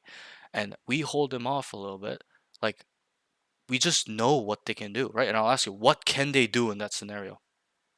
They can What? either push or Right. and then rotate to the two flank. Good.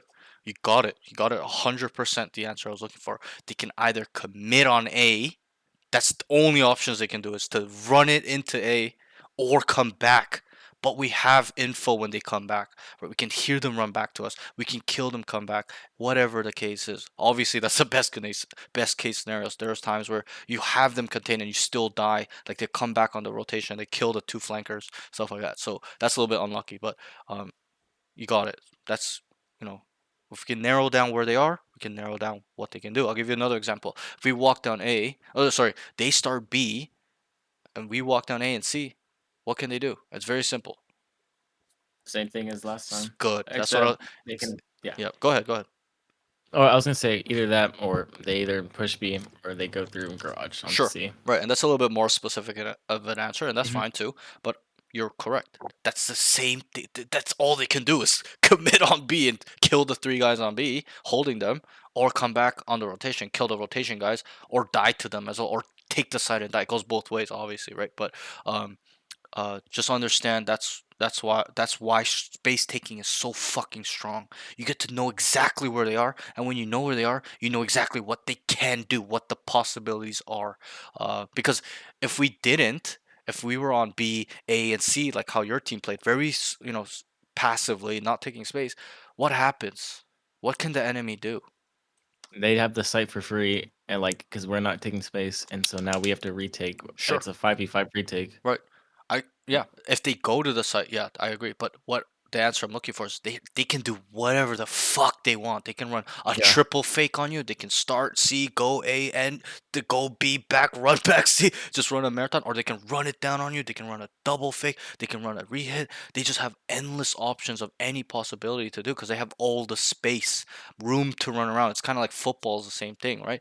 If you're on the weak side, you're not really gonna run the ball into there all the time. You want to go to the strong side where there's more blockers a lot, especially on like an outside run or whatever it is. So it's kind of like that. Space is more options. That's how you have to think about it. Okay, so let's move on. I know we're getting deep into it, but that's fine. Okay, so the next thing is needs to start the round with the info slash headshot angle and then come back to back sight when seeing slash hearing resistance. Okay, so let me just get into the custom game for this one.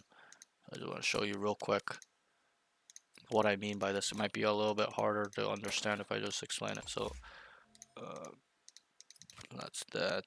Okay, I'm just getting this. Let me share my screen real quick. So what I mean by this note is that instead of just starting back sight, right, like you did on Haven on A, you know how you just started backside and just sat there for like 30 seconds? I'll show you a Yeah. way you can kind of start rounds that you can, do a lot of it, and this is what most people do. It's not something I developed. It's what everybody does. All the high level guys or pros and stuff like that. But something you can do that will really impact your movement slash positioning and your information gathering thing. Okay, so give me one second. Feels like just yesterday I was chopping talle at the store. Wonder if that place is still standing. My ult's ready. Okay, so you know how like you'd start here, start of the round, and you're just waiting, and you're like, oh, they're coming up, and but you only know when they're coming up when they're here, because you can hear them from here, right? Look at my radius, right? But what you need to do is you gotta start up here aggressively. Start when you're playing A specifically. Start A and you hold this headshot angle, or you can come here and play this wide angle, or tuck in Here. this corner, or whatever. But what I mean is you need to start here, so that way we can have info of them coming in or not. For example, let's say the round started. Okay, I'm here. Nothing A, guys. Let's say it's been 20 seconds. Like nothing A, nothing A. Then I have a few options I can do off this point. I can just start taking space and try to Here. get here, or even flanking them across into C, behind them in their spawn. Or I can, just solo anchor here, stay here by myself, whatever the situation is. But the problem is when you start back here, you can't do any of that. You're only glued to the site. Taking space at this point is too late as well if you do it from back here. And you don't know, that's another thing. As in, if anyone has come up short or long or anything like that. And what I want you to do is start here around, and let's say there's people coming now, 2 to 3 people, right? Or one person that you see a smoke for the cross and stuff, and you know there's presence coming, stuff like you get flash, whatever. You back up and then you reposition yourself to like a secondary third option as well. So, you can call it second, third, fourth option. There's multiple, it depends on the site and the map, but if you start here and you start getting pushed back with utility, or there's a lot of people running back, you're gonna come back to here. You can come back over here. You can go hell, play back here. You can go into Here. graffiti. You can sometimes what I do as well is I'll start short. I'll look up. And then oh fuck, there's 3 people coming. They're coming A, guys. And I'll immediately go short to reposition myself, so that way I can have a good angle on people running up short that don't clear short vigilantly, and I just kill them, stuff like that. Or I can even sometimes I can get away with coming Here. down even quicker because I've identified there's no one coming short. I'm like, yo, it's like 4 long, 5 long, and I immediately just take short and then protect it and gain space. Sometimes I'll be able to wrap around too. It depends on the scenario, but that's what I'm kind of talking about, is don't just start here and wait here and just do nothing and then your options are limited. Start up close aggressively, to even if you die, who cares, you're gonna die anyways. So just try to start here, be aggro, try to get some headshots, whatever, get some shots in, or hold for info, gain info, whatever. And then if there's a lot of resistance or util being dumped on this spot or whatever, then back up to this position. This should be Here. like a third option to go. Come here, Here. go graffiti, go short. That's probably more like a second option. Come up here, updraft, come up here if you're playing jet, stuff like that. But any questions on this note? You know what I mean? No. I understand. I understand. Good. Okay, so just add that to your gameplay a little bit, because you do this, but it's very rare. Like I didn't really see, on defense, I didn't really see you like even on C, okay, or even on B, it's the same thing. Don't just start here, start them around, and just wait around, and then just they're coming C, guys. Once they're here, like at that point, it's just fucked. Okay, you gotta start here. What I do on C is I start here and I listen. The key is listening at this point. Why? Look at my radius, right? I can hear everybody coming from here, where my ping is from C long. So I can tell whether they're running up, or if it's quiet, I don't just start walking down with my knife just because it's quiet. I vigilantly check. So I listen. So round starts, right? 3 seconds go by. Like, oh, nothing C long, guys. And I vigilantly clear because I heard nothing, and I start walking down. Okay, but and then let's say, for example, I'm here and I hear a lot. I don't just stand here. I hear a lot, right? So I'm like, yo, I lost C. I start backing up into my second positioning, which is right here. Or sometimes I'll stay here if I know it's 1. I might stay here and try to take a fight here, and then back up once I see 3. But the backside area should be on defense should be more of like a second, third option. Leaning towards second, third option. It can be a second option too, or a third, but really depends on which side, what map. But what I'm trying to say is that you should come Here. up here, so that way we can listen for noise as well, and also take some skirmishes slash some fights take a little bit of fight. You'll be surprised how many people you can kill in these areas. Okay, like on A long area, B here, down grass area when you walk down B, or play around B. Garage is the same thing, like up close on the doors, right? Stuff like that. So don't be so passive. Be a little bit more aggressive in our positioning at the start of the round. And then once you've identified, oh fuck, there's 4 people right here, then you start backing up. All right, guys, there's a lot coming C, a lot coming C. Okay, then you start grabbing your position. But initially, you gotta kind of be, kind of be not out in the open, but put yourself out a little bit more, like hearing and can see them and stuff, even though it's scary and you don't want to die, whatever it is. Just understand it. Okay, any questions on that? Yeah. No, I got that. Okay, yeah, so that's just how you have to look at it on any site, any map, on defense. Okay, so add that to your gameplay a little bit. All right, so let's move on. The next thing is needs to start the round. Oh no, we just touched on that one. Also, let me just finish the note. I wrote needs to start the round with an info/headshot angle and then come back to the site when seeing/hearing resistance. Okay, that's when you start going towards backside. When you know there's 3 to 4 people running up on you, you have no option but to run back, unless you're gonna swing and kill all 4, which you already know is very rare to do that. So just that's when you should start playing backside, when you're scared because there's a lot of people coming, not at the start of the round. Okay, let's move on. I wrote timid in his entering and scaling. Okay, so we'll kind of touch on your note. So it's right now, right? So as a duelist, something you have to understand that everybody, the general population, does not understand is that the duelist role is a very selfless role. Selfless, not selfish. Most people think it's selfish. They think it's, oh, I just run around, lurk all the time, and just bait my teams, let them go out, and then I come out behind and kill people, and I get kills. That's the end of story. No, the duelist role is a very selfish role because you have to put yourself on the line with your teammates' help. They're gonna throw smokes down for you. They're gonna throw a stun backside, dogs in, drones in, flash, breach flash, KO flash, whatever, vice flash, breach stun, Sova drone, sky dog, fade dog, whatever. Okay, they're gonna help you to put your life on the line, but your role is to put your life on the line to entry, as in get on site, and then scale to move forward, progress, so that way it's clear/, people are killed there/, it's safe for your team. Okay, and you have to understand that you are likely gonna die first a lot as an entry player, as a duelist player. You're gonna die a lot. Okay, so that's why it's selfless. It's not about you baiting the team and getting 5 kills every round. It's about you going in, entering with a dash, and then you just start doing all the gritty hard work, clearing all these corners, killing these guys here, and start clearing the site. So that way it's safe for your team, for them to come, plant, set up, and nobody gets shot in the back of the head from some random corner in short because nobody cleared it. Okay, so understand that it's your job to entry first and scale, progress, move forward, kill, clear. Kill or clear, obviously, right? Sometimes they're not going to be there, so all you have to do is clear. Sometimes they're going to be there, so you're going to have to kill them. So understand that. So what I meant by this note is that it's a little bit timid, as in you don't really know the role fully in my eyes. You gotta be super fucking aggressive on Duelist. Like, it's all about efficiency as a duelist. That's how you have to think about it. The faster I can get on site first, kill people, clear the site, is the faster our team gets on site, plants the bomb, and gets the objective to explode and us to win the round. And I'll ask you, how many seconds does it take for the bomb to explode? Do you know? 7. No, for it to explode Oh, no, from for plant explode? plant to finish. Yeah. I think it's 40.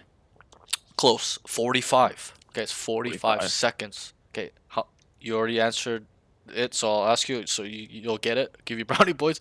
How many seconds does it take for you to defuse a bomb? Very simple. You already answered 7. it. 7. Good. You Yeah. got it. So 7. So what does this mean? If we get the bomb down, all we have to do is waste 38 seconds and some milliseconds and we win the round, right? 45 minus 7 is what? 38. So 38. we only need to burn 38.1 and we win the fucking round, because it's not enough. They got 6.9 seconds to defuse. You need 7. It's not enough. So what I'm trying to say is that the quicker, more efficiently, effectively we can entry and scale, the faster that timer starts ticking. The faster that timer starts ticking, the faster we'll win the round. And I'm sure you've experienced this too, where you play in a round where you're attacking and then you guys get the bomb. It's super sweaty round, and then it comes down to the wire and the guy defuses the bomb and there's 1 second, 2 second left, right? Like he gets it successfully diffused and there was like 1 second left before it exploding, 2 seconds left. But how you have to look at that timing, at that time at the end of how much seconds left, is efficiency. If we were a little bit efficient, if we got the bomb out 2 seconds earlier because we scaled, entried, and scaled as a team way quicker and no struggle, we would have won the round. He wouldn't have enough time, right? So that's how you have to look at it. It's all about efficiency, especially at the highest level. Is to scale an entry of site as fast as humanly possible by either killing them or it's clear 100% through game sense work, like getting on a site with nobody on there because you ran a fake or whatever. But it's so that way we can win the round and have set our team up to win these rounds as quick as we can. So just understand that um, it all adds up. You might be like, oh wait, but how does entering and scaling fall into that? It does, because if the faster we do it, the faster they can get the bomb down. We can call them, hey, it's clear, and they just start running and planting the bomb, right? So understand that it's tied together. Everything is added up. Everything is added up. Okay, so that's that. We'll move on, but I would like your entering and scaling to be more aggressive. It's a little bit, I'm not saying like super hard bait. It's a little soft baity. That's all I'll say. Like you're kind of waiting a little bit. You kind of do go in one. Remember that one round here you went in? You broke the wall and then there was a cipher trip and you went in and tried to kill the cipher here.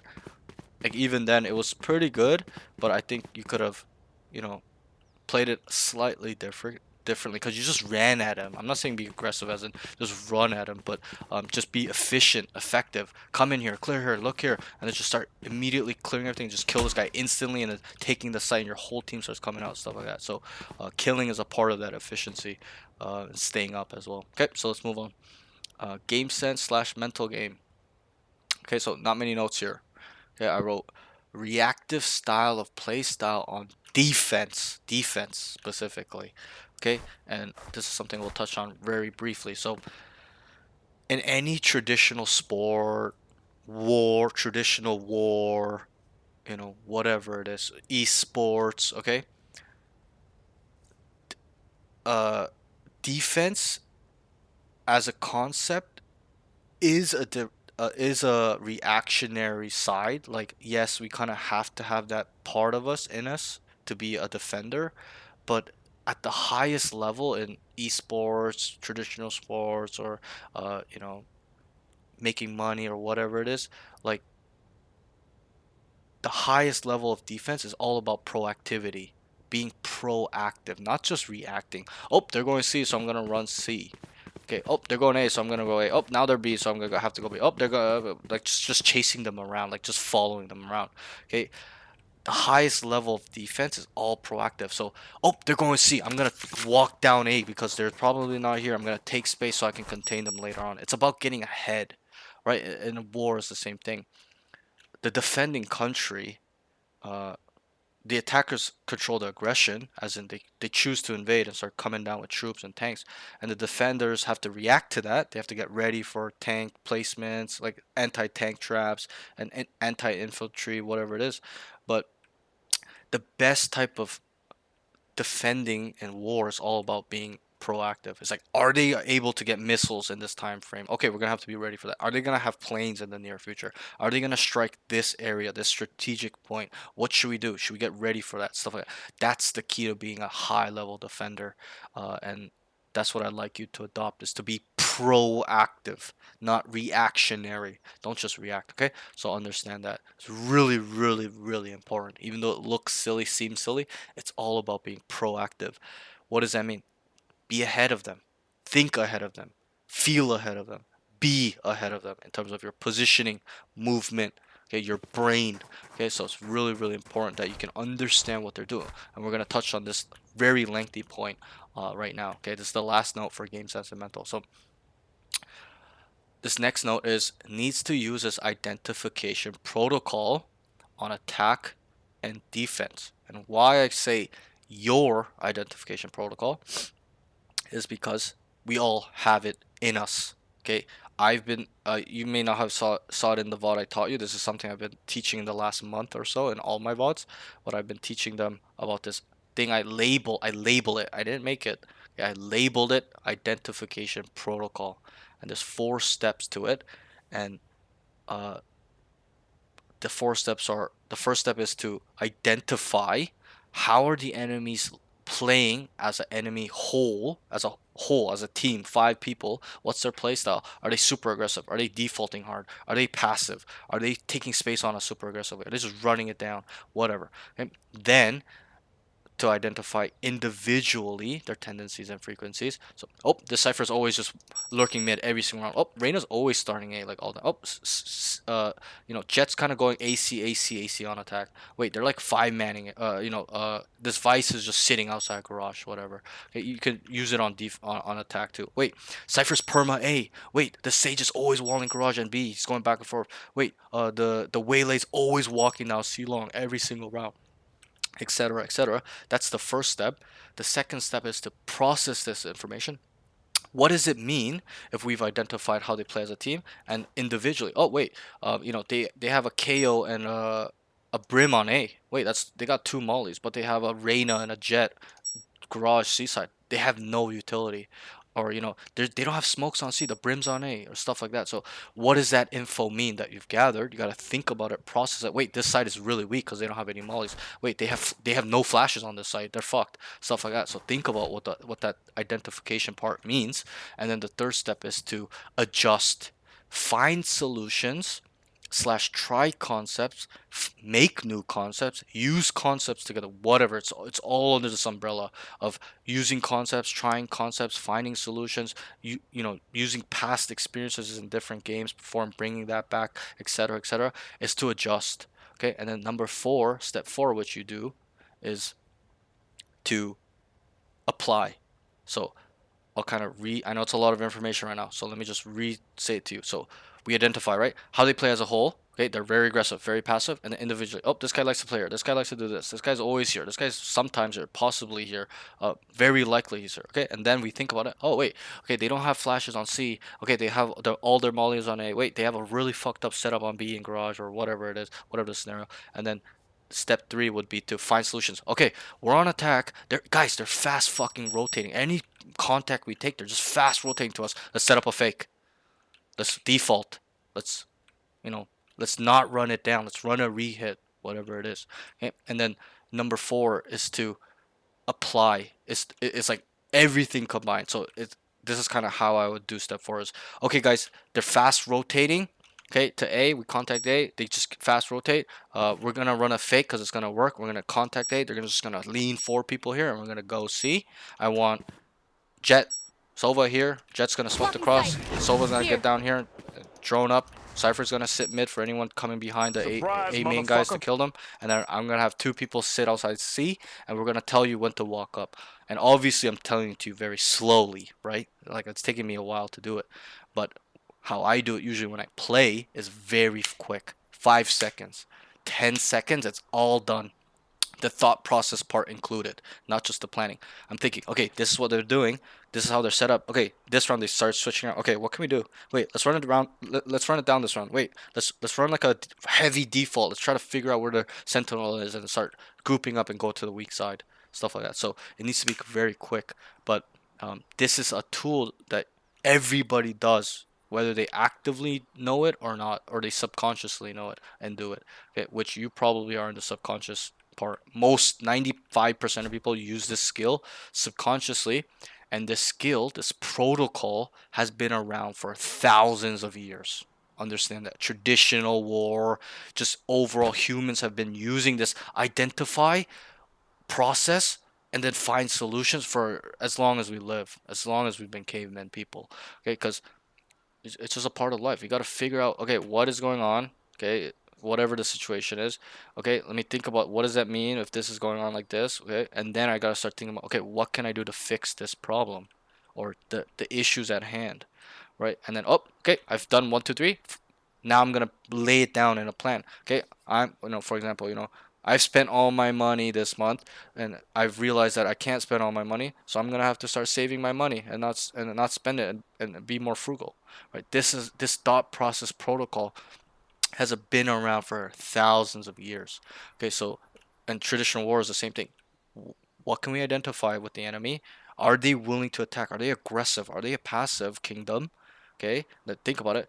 Are they able to? Could they? Etc. Etc. And then number three is like, what should we do? Should we go to war with them? Should we let them be? Should we do this? Should we do that? And then step four will be like, okay, this is what we've decided after thinking about everything. This is what we're gonna do, guys. All right. So it's been around for a long time. So just understand that. And I don't want this for you to use this tool once every 10 rounds, once every 5 rounds. You got to use it every round, almost every round, every 2 rounds, one every round, near that level, because that's what the pros do. They try to think what the enemy is doing. What does this mean? What are the solutions to play against what they're doing? And then they make plans together to execute what they need to do. And the easiest example of that is in pro play. That's what they do in pro play. Do you think they use these like crazy concepts that they drew up in a playbook like football? And they don't. They really don't. They really just use the basic concepts like fakes, rehits, running it down, executions, defaulting, lurking, which are the main concepts. Contacting, that's another one, and then they just make it. It becomes more advanced. It becomes more layered with thought and different thinking perspectives and stuff like that, because they're trying to figure out or understand what the enemy are doing or have done. That's the key. The key is step one. Okay, don't get to step three and four unless you've done number one really well. It's got to be 100% accurate. As in, wait, they're a team that's super aggressive. Okay, they're super aggressive, and then okay, Sage and Jet's always A. Cypher puts a trip here, and then he's playing C with another trip, and then KO's in Garage, and there's one more or whatever in Link area. Okay, it's got to be accurate. Then you try to think, okay, this is how they're set up. This is their playstyle as a whole. This is what we can do. Guys, they're super just anchoring hard. They don't run around because we've been defaulting for 5 rounds in a row. They don't fast rotate. Let's run it down somewhere now. We can take a 5v1, a 5v2 on site where they won't be there quickly because I've identified they don't rotate quick. Right? Stuff like that. So, guys, they're taking space on us super fucking fast. We 5-man down A, and there's 4 people in our spawn already. Let's default. Let's wait for them to walk down, etc., etc. There's always solutions to what the enemy are doing. Whether that is concrete answers, like these concepts I told you, like when they fast rotate, you should be running fakes, defaulting, re-hitting, stuff like that. When they're running it down on you you're on attack and they're just taking space like super flank, mega flank, you gotta default hard and make sure you kill them walking down, stuff like that. If they're sitting around, you gotta run it down on them because they're not rotating around. They think they're waiting patiently for you guys to lurk up and stuff like that. So there's not always gonna be those type of concrete answers, but it's about trying to find that solution or trying to find something that will work. Okay, so that's that. Okay, any questions on this? I know it's a lot of information. Every student I teach this to, in the beginning they struggle with it, but after like 2 to 3 weeks, they start getting it. They start experiencing it on their own. They start identifying, then starting to adjust. They start making plans with their teams, and you don't know how many times I've been on stream in VODs, in coaching sessions where I'm watching them play, right? They're losing the game, and I just ask them a few questions. I go, what's their style of play? They're like, they're super fucking aggressive. I'm like, good. Okay, individually, how they set up? They're like, this. I'm like, good. Okay, what should we do against their play style and their setup? They're like, this. I'm like, good. What do you think usually starts happening? They're losing the game, and I just give them this protocol to use. They start using. What do you think starts happening? Oh, sorry. Are they what happened? They started like actually coming to their team. They're like setting up plays and stuff like that. Sure, that's a part of it. But they start winning. They start Hmm. taking control over the game, not with their aim by them 1v5ing the enemy all the time, but with their brain, by understanding or trying to understand how the enemy's playstyle is as a whole, 5 of them together playing, and then individually their tendencies and then frequencies and then their playstyle as well, and then finding solutions and then applying them. Okay, I had one student where he was really good at steps 1, 2, 3, and I just told him, I'm like, you're losing because you're not doing 4. You're not doing step fucking 4. That's one of the most important ones. Step 3 and 4 is the biggest part of it, even though step 1 is just as big. Okay, you can't just identify and do nothing. You gotta identify, think about it, and then adjust. The solutions part is adjusting. You gotta fix what is not working so that way what they're doing does not work anymore. And then tell your team slash make plans to do so. Because if you don't make plans, it's useless if you can identify, think about it, and then you found solutions, but you don't apply them. You don't use them at 100% like you're supposed to, right? So all of these steps need to be in unison in some way. Um, and I know it's a lot of info, but that's how the Radiance players. And I'm not a pro. I'm really not. I don't even think I'm that good. A lot of my students look at me and they're like, "Oh, how the fuck do you know that?" Like they'll watch me play, or I'll be in a session with them. Are you cheating? Like, how do you know he was coming from there? This and that, and how do you know this? And how did you get on the site like so freely? There's nobody on site. How did you know? How did you do that? It's not because I'm smart. I'm stupid. I'm one of the stupidest people ever. It's just because I think a little bit more. I think differently than the average person in terms of Valorant, the game. You gotta understand tendencies and frequencies at a high level. And do you know what those are? No, not really. Okay, can you try to answer what is tendencies? More tendencies are more like kind of reactionary. So like your tendency is like I want to swing this. Tendency is like I want to do this. Got it kind of right. So I'll kind of give you the easy answer. So tendencies are kind of like it's in the name. It's what you tend to do, what you like to do, how you do it. Okay, and then try to answer what is frequencies. Do you know? Frequencies are how like frequent things go on. Sure. And which rate it is done. For example, this we're on defense, and there's a cipher on the enemy team. This cipher lurks down mid every round. Okay, let's say you lurk. There's 7 rounds in. He's lurked down mid 7 rounds. What is his tendency and the frequency? He's gonna lurk down mid Yep, most good. likely Good. That's the tendency. Good. What is the frequency? almost every single round. He's done it every round. So that tells me not that he's gonna do it every round. Well, like yes, in a way, but what it tells me is that he likes to do it a lot. It's very very likely. So it's very important that you understand tendencies and frequencies. It's a next level part of games, gaming, traditional sports, esports, making money. Mm-hmm. Guys, it's the next level. It's understanding what they, because if we know individually all 5 of them what they like to do, how they'll do it, it's super easy to win the game. We just know what they're gonna do. We know their tendency to walk down and be super aggressive and always flank every single time. It's easy. I'm just sit around, wait for them, right? Oh, I know that they tend to just sit around and they don't rotate fast. Easy. I'm just gonna run it down on one side, 5 people. It's gonna be a 5v2. Good on them if they want to sit around. Okay, they want to fast rotate. Easy. Okay, we're gonna run. I'm gonna contact a 5 people.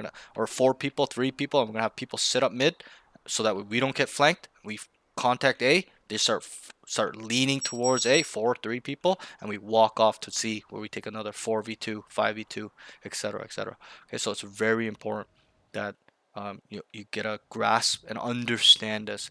Okay, uh, it's a part of the identification protocol, but that's really what it is. It's tendencies and frequencies. That's how you this is Mm-hmm. like the dumbed down way you can look at it. But yeah, get better at this. Okay, identify, process, adjust, and then apply. And then there's a hidden rule as well. Let's say you did all 4 steps, right? We're like, yo, they're a fast rotating team, guys. Let's contact A and go C. Okay, I want 2 guys here and then 1 mid and then 2 guys on C long, right?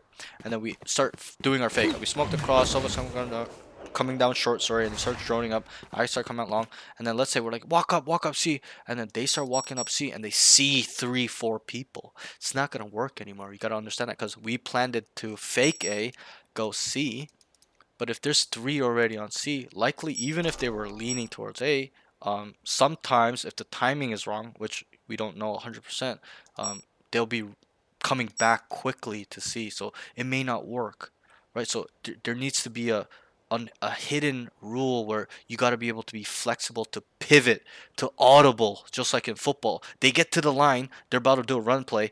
Fucking Peyton Manning sees, the defensive scheme, and they're like, "Oh fuck, guys, gotta switch it up. Can't pass here, boys." Right? And that's what I'm trying to say is you need that audible in your brain where you've done step one, two, three, four. You're like, okay, this is what we're gonna do. I know it's gonna work. And then you get to that point, you're like about to execute it. You're like, wait, holy fuck, it's not gonna work anymore. There's two sentinels here. We were gonna run it down, but there's a fucking deadlock and Sage for some reason. They adjusted, better than me or whatever. Okay, guys, we gotta leave. We gotta scrap everything I've just thought about and planned. We gotta pivot. We gotta audible. So understand that too. Just because you do these 4 steps and you got to step 4, made a beautiful plan, you thought about it, doesn't mean we stick to it 100% of the time. And if you just start running it down with no care in the world, you gotta be flowy.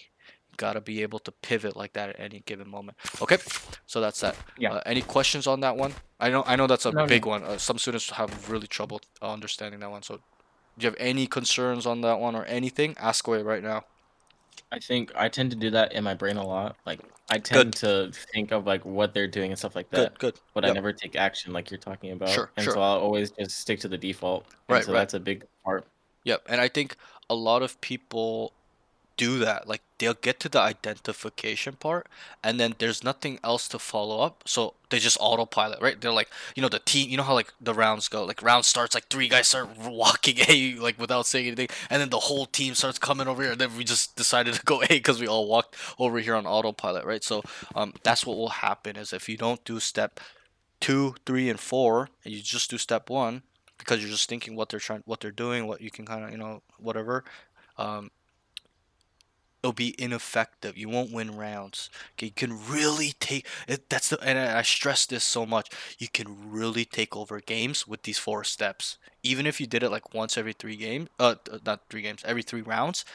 Maybe not every round, but like every 2 rounds, every 3 rounds, you'll fucking destroy these lobbies. And I'll ask you, why do you think that is? There's a Because reason. they don't know how to adjust really that much. Right. And so they're more sticking to like how I Perfect. am, more aim than brain. Perfect. That is the answer I'm looking for, my friend. You're a smart guy. It's because they don't do it. If they don't adjust and we're adjusting all the fucking time, we're a flow. We're like water. We're just adjusting whenever they've are adjusted to do something that's gonna really fuck us up or it's gonna really help them win rounds, bro, we're gonna win. If we're doing that and they're not doing that, which is the case in all lobbies up until like Immortal 2, Immortal 3, which most people don't do these things. They just go through the motions of playing Valorant, running around ADW key and just shooting people and running it down, shooting people and trading people. That's it. But they don't think about the in-depth part of the game, which is understanding what these 5 people are doing on the enemy team, what we can do to counteract that, specifically, especially if it's working against us. As in, it's 3 and 9.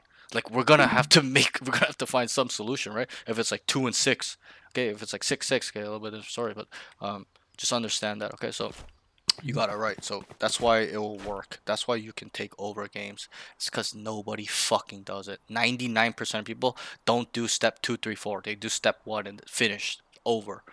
You gotta separate yourself. I'll touch on this now. It's all about edge. Okay, remember how I told you it's not about aim, right? Give me 1 second, sorry. No, I told you it's not about aim, right? It as you climb, I know you will. Okay, as you start climbing towards Immortal, you'll understand. You'll feel it. You won't even understand. You'll feel it first, then understand. Okay, once you start getting to Ascendant 3, Immortal 1, even Ascendant 1, some of my students are feeling it at that point. Everyone's aim starts getting good. Those players all aim train. They all play all the time. They all put in work. Okay, it's not about mechanically separating. Yeah, that's a part of it too. Obviously, you can out aim. Ass bass, all great on you. Okay, but it's about separating ourselves with knowledge, understanding human psychology, their tendencies and frequencies, their pathing, how they like to move, where they will go from the last area they were seen, etc., etc. What they're doing, what we can do. But if you do that stuff, like it's you're literally just gonna shit on these guys. Okay. Do you have any more questions on this note? Sorry, I'm getting a little bit carried away. No. I'm just like thinking in my head of scenarios that I can do right now. Good, good. And that's something I teach all my students, and I would like you to keep doing that if you're doing that well, is visualize. Okay, I want to go A. Think about a scenario. I want to go A, but there's four there. How can I get them to move? Yeah, I'm gonna have to contact on C and B first, get them to spread thin, then end A. Stuff like that. So visualize these moments. Visualize yourself making these calls, getting it wrong, getting it right, and then visualize yourself winning in those moments as well. But one thing I'll touch on as well is that to get really good at this identification protocol, the planning, our leadership, and this map hacking ability, I like to quote unquote call it, is not to build it by getting it right and just there's a secret one time and it's with you forever. It's about getting it wrong, about trying, making calls that don't make fucking sense. It doesn't work, and then you're like, oh, okay, this is why it doesn't work. Okay, next time, okay, I should have been like this. Okay, it was too predictable. Okay, I should have set it up a little bit different. I wanted this guy here instead, maybe next time instead of this decipher. This guy's useless in terms of utility, stuff like that. It's about getting it wrong. That's how I got it so good, and I don't even think it's mine is a 10 out of 10 level. It's pretty high level, but it's not a pro level. And think about pros, they do it 10 times better than me. That scares me, and I think I'm good at it, right? So I'm like, oh fuck, those guys are probably really good at it. Their mind is just very sensitive to that stuff. But just understand that, you know just visualize, just make Hmm. mistakes and learn and get better at it. And just, in the beginning, you can even just pretend like you're doing it. You just guess, okay? And then you'll build upon that. That's kind of what I did in the beginning. I didn't know at all. I was just fucking randomly blurping shit out and then just trying it. And then I would build upon it and build. Okay, learn from my mistakes, etc., etc. Okay, so that's that. Let's move on. We're getting kind of caught up. Well, I am. Okay, so let's move on to your yeah, so that's all your notes. So that's that. You can go ahead and queue. We'll play one game. We're gonna play two more, but I think it was better that we kind of touch up on these notes for like 40 minutes because, um, Hmm. if I were to not break these down, I don't think you'd really get to understand what I mean. And that's the type of coach I am. I want you to fully understand. I want your foundation to be fully built, so that way we don't need to move backwards when you're Immortal 1 and you're like, what the fuck is this, right? Which happened to me too, right? But I want you to be free flowing towards your goal, as in not hitting roadblocks. To not hit a roadblocks is having a good foundation and understanding this hard, difficult stuff now. Not when you're Immortal 3 and then you gotta learn this shit when you're Immortal 3 and everyone thinks you're a retard. Okay? Gotta do it now. So when you show up to Immortal 3, they're like, whoa, this guy's a really good player. Holy fuck. How does he know? Like, he is what I'm seeing. Wow, this on paper he's really good. He seems like a really good player, stuff like that. And there's no like thing there, right? Because that's what will happen when you don't work on these like high level stuff now. Which I was probably in the same boat too. I learned this as I was going through Immortal. Even then, even when I was Immortal 3 and Immortal 2 and that area, like episode 4, 5, 6, like I still didn't fully understand it, right? I didn't fully understand this until like the last year, 2 years, and I wasn't even playing the game. Think about that. Like I've been away for 2 years. I came back in episode Yeah. 9, right? So, it's kind of strange to me too. I'm like, how did I get better at Valorant without even playing it for 2 years? But it's just I would always kind of think about it, even when I didn't play Valorant. I would like think about, I always kept in touch. Like I was always watching VCT and stuff like that. So when I would watch, I'm like, oh fuck, this is so crazy, and like I would see how the game changed over 1 year, 2 years, and stuff like that. So that's that. But yeah. Yeah, that's what I see too. Like I watch a lot of VCT and I try to Good. like touch up on what they do. Yep. I watch a lot of PureX. They're my favorite team right Good. now. Good. There's a game right now. Tonight, if you're gonna watch it. There They're is? they're Oh, playing. They're shoot. playing. Yeah. They're playing. Yeah. They're playing. Detonation Focus Me, the Korean team, Mm. at 6 a.m. Obviously, you're probably not gonna stay up. Oh Yeah. yeah, Yeah. I'm not gonna But be able for that. I'm sure you'll watch the VOD. But Yeah. yeah. Yeah. That's great. They're great. Honestly, Paper X. I was a fanboy. Not a fanboy, but I was a big fan of them too. They were very strong back in the day. Remember back in the day, like 2, 3 years ago, bro? Like they were destroying APAC. They were the APAC team. They were like the EDG of the time. but Mhm. they're a little bit washed now. I'm not gonna lie. Yeah, they are. I think Forsaken still has it in him, but I think it's Jing. Jing is just. I think Forsaken, Jing, and a little bit of something. I honestly don't think Forsaken's washed at all. I think it's Jing. Or no, not watch. I'm like they're like the best right Oh now. yeah, yeah, Forsaken, Jing, and a little bit of something. yeah, yeah. I don't know. I honestly think it's Mind Freak and Forsaken. That's the best on that team. Oh yeah, Mind Freak is so Yeah, good. like and Devi. I think those are like Yeah. the three guys. I think Jing is. I think Jing is super washed now. He used to be really good, but his hiatus made him like really washed. Like I don't think I he's was a good. watching him play Neon. He's playing Neon pretty good. I think it was one Yeah, game he was doing pretty good at Neon, yeah, but yeah. But he's just not who he used to be. Like when I look yeah. at him now versus 3 years ago, bro, 3 years ago that guy would never lose a fight. Now he's like struggling, but it shows, right? People are improving. The average skill ceiling is rising, and I've felt that too. The game is not where it was 2 years ago. When I quit and when I came back, I was struggling. When I came back, I was like, why the fuck am I getting deleted like this? Why am I struggling to climb out of diamond and ascend it? Right? I'm an Immortal 3 player, but I just understood that it took a month. I'm like, wait, these guys are really good. People are really good now. Like people are improving. The general population is moving forward, and if you don't play, you get left behind, right? You get washed. So Mhm. I kind of understand that uh, you specifically, I'm gonna be hard on you on this note because you need it. You gotta be continuously raising your level all the time. You can't get comfortable because if you get comfortable, you're gonna get left behind.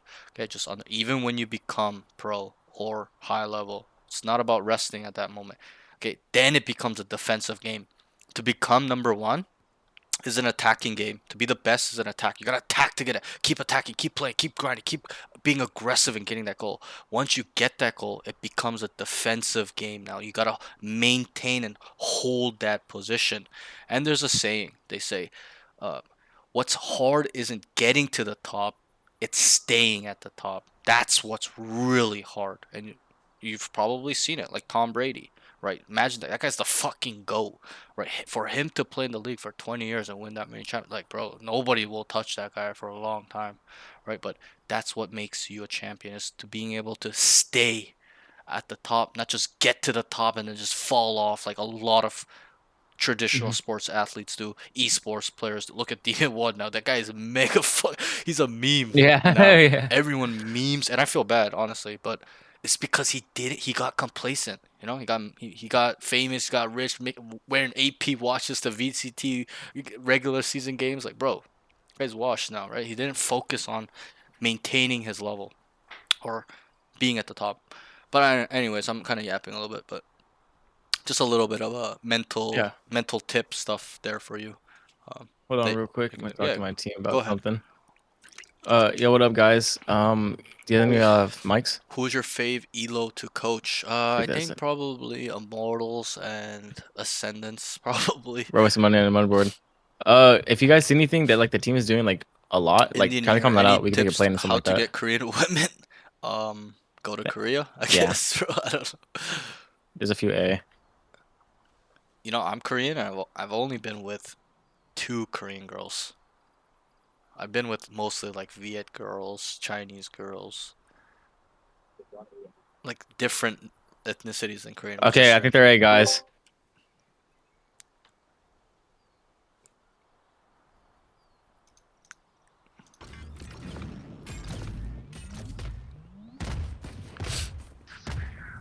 Still in sight.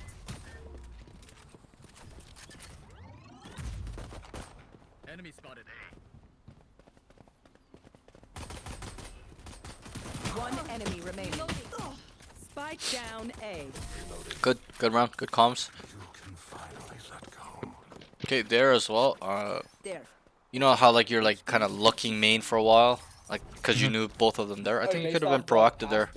Start running mid, try to cut them off in their Oh rotation. yeah, yeah. Run to B, be ready for them to Trigger, so rotate. they're So gonna like that. they're gonna buy Marshalls. They're gonna go B. I'm just gonna Odin's family. Need a drop.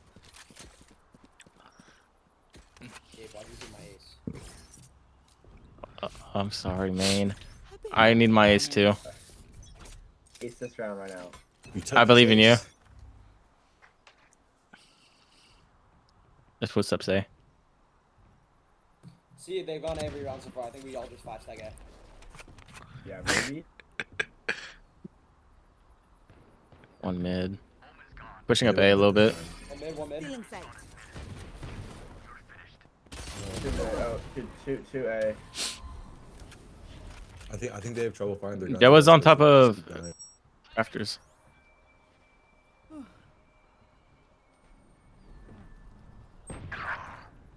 Pipes, pipes, pipes, pipes. One enemy remaining. Nice. Good job. Stupid barely worked. Nothing too crazy that run.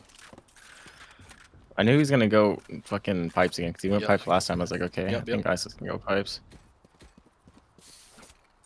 One thing I'll say though is that I think you should have peeked off that flash. I think you could have killed one prior, but that's fine. The way you played it was good too.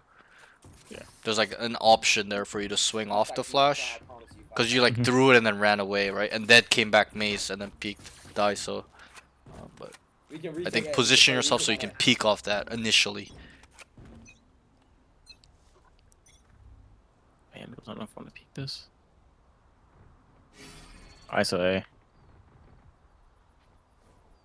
I saw Jet here B too. with him right now. Ooh, nice try. So this Yeah, round, let's go on A.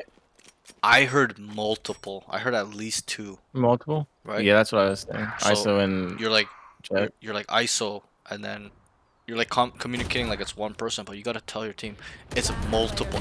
If you don't know for certain, usually if you gotta know for certain, like you can hear it, Why do we get utility, flawless? just talking possibilities. I think there's I about think 2 to we 3. only I hear reflect 2 on to our 3 guys, ability. 2 to 4, 4 to 5, 1 to Obviously, 2, ran stuff like that. first, Just kind of just lost us the round. guessimize for them. Yeah. Our ISO keeps giving bad comms. I think. They've been going A a hell of a lot. That was like 3 rounds in a row, right? Yep. Yeah, that means I'll stay B. Yeah, we can just like 3-stack A or something like that. Or Chamber is AFK for some reason.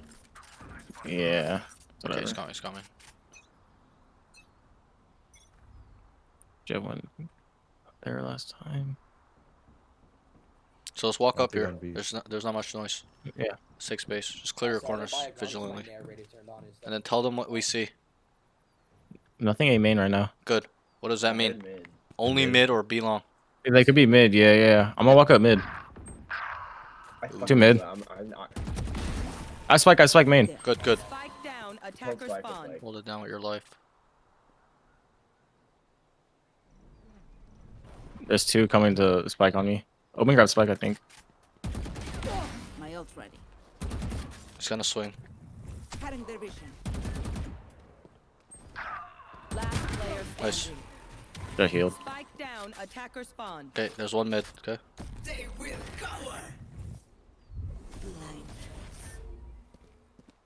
I think they're coming through A.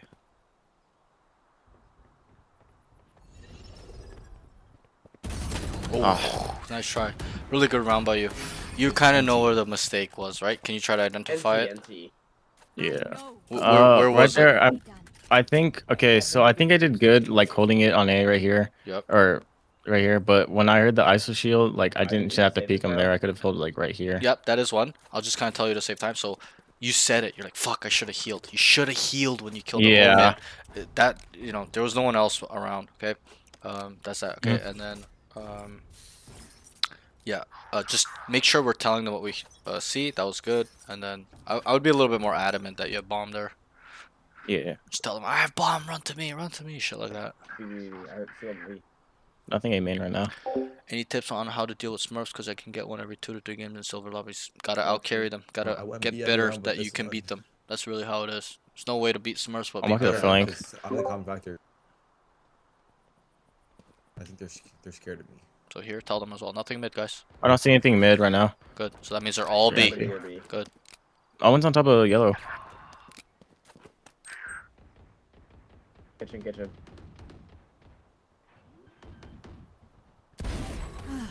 One more. Spike Still planted. in sight. Call it top There's side. one nest right now. Good. One enemy Nice. remaining. Oof. I think Deluxe mid. It's orange. My territory. It's under 2. Okay, we need to get on bomb.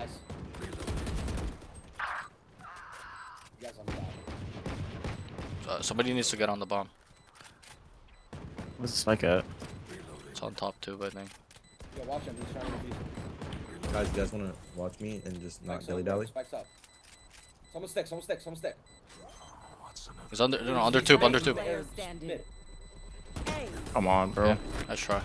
Really good flank. I just didn't realize that they planted. I'm not gonna lie. Yeah, gotta was- be aware. yeah. It was a post plant scenario there. Okay, Okay. gotta break the so wall I as think well. we need There's to work on our Yeah, yeah. there's social 3 awareness a people little bit. staring at the wall. Just break the wall, shoot Once it we all down, have access and then to start the getting spot, on the we bomb. can go up there The together bomb is and ticking. try to work 3 something people out. walking around. We don't know the bomb. It's top nest. Okay, just gotta calm our mind down in that scenario.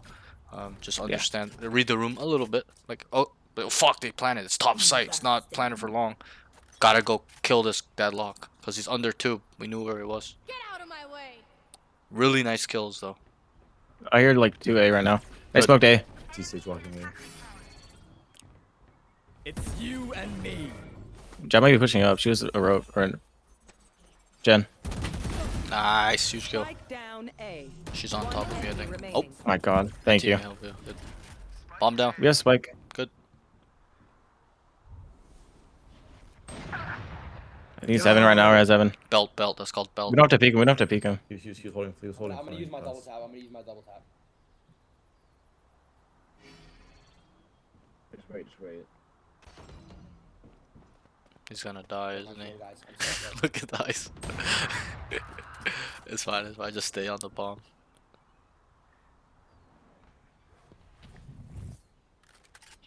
He might come back mid.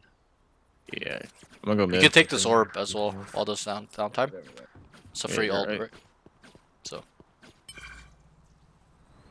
don't use it, but just it's free ult. Oh yeah. Holding main right now. 30 seconds left. So I would walk up here. Walk up with Omen. Look what our Omen's looking at. So come help him a little bit. He's got it covered. Flash free. Still in sight. I think he's doing the big wrap into your spawn. That's what I'm thinking. Because our chamber's mid, right? Like where the fuck is it? Yeah, yeah.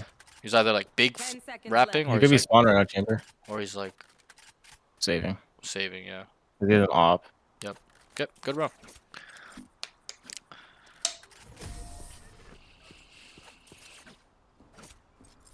That was goaded.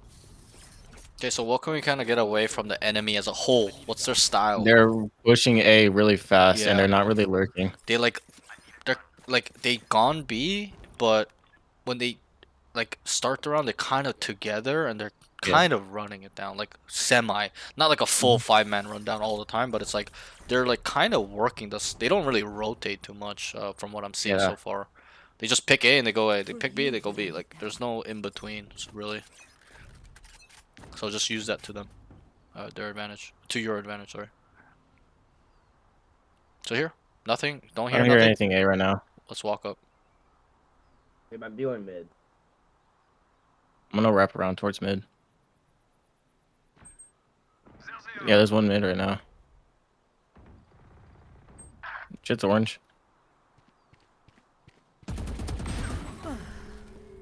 It was in their spawn. Just two. There's another one orange. I shot Oh, peeked nice it. try. Last player standing. Spike down B. Okay, so now they've shown us that they're able to go down mid like that. Okay. Over there.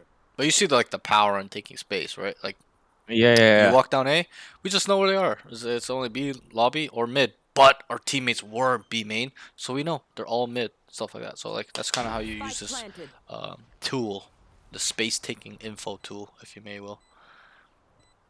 Super fucking strong. And then you don't have to do it all the time as well, because what do you think they'll start doing if They're they gonna be like always. Yeah, that's what I think Tay Right, was right. doing. He was trying to think if Exactly. I was gonna go. Yeah. They kind of already know after 7 rounds, which it hasn't been that many rounds, but they just kind of can feel your playstyle. Like, oh, this Reyna's just kind of flanking all the time on us, like taking space. Like, we'll just hold, right? So you can use that to your advantage again, where if you know that they're holding that because they know what you're doing, then you can be like, you know what? I'm not going to take space. You can expend resources waiting for me in spawn, but I'm not going to do it anymore. I'm going to rotate and help my team, etc., etc. So This it's Teo's been like lurking like twice. a little bit of a high level thought process. Yeah. Yo, December, what's up? Jet mid. Bro, why do I get so many viewers at this time? At like 2 10 or Teo's p.m. A right I now. had like 5 viewers. 11 p.m. I had like 5 viewers, like 3 viewers. Deadlock. Enemy B. ISO's kitchen right now. There's 2 kitchen. 2 kitchen. Here. They're planting on B. So careful, snowman here. Even to your left.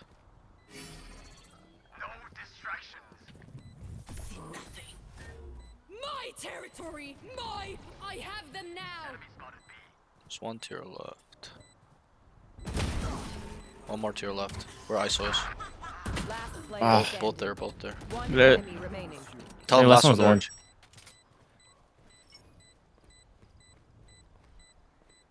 Bro. Might be kitchen. She's one tap.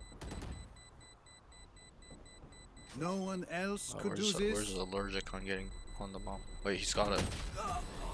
Fuck. Okay. Okay, so we're gonna have to switch it up. You know how they're starting to go mid now? Yeah, You're gonna have to go mid. You're gonna have to go orange side. You're gonna have to play kitchen. So switch it up. Tell your team, guys. They're kind of just playing mid heavy now. Let me They're going play like mid a lot right now, so they're probably gonna go mid to B because they've been attacking A hella. So we can just sit like mid a little bit on B2, and then if they go A, we just retake.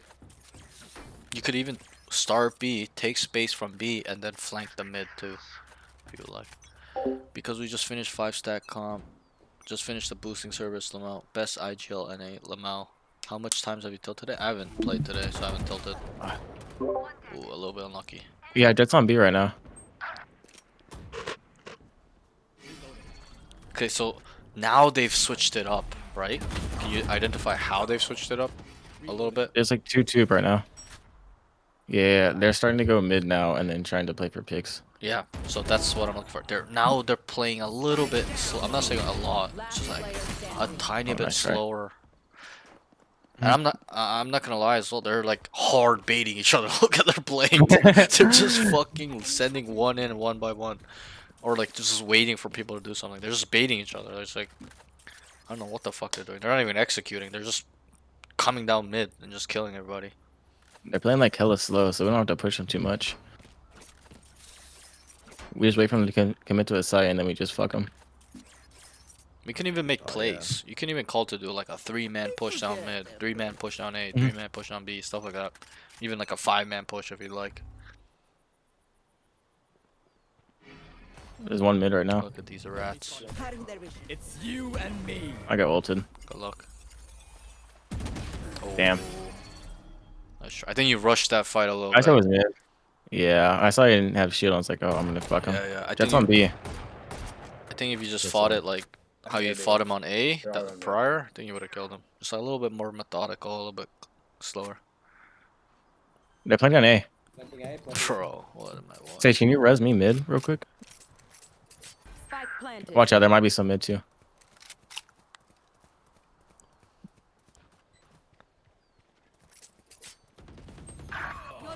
Thank you.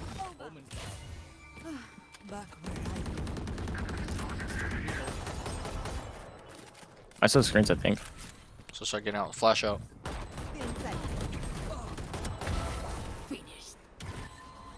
Both. One built.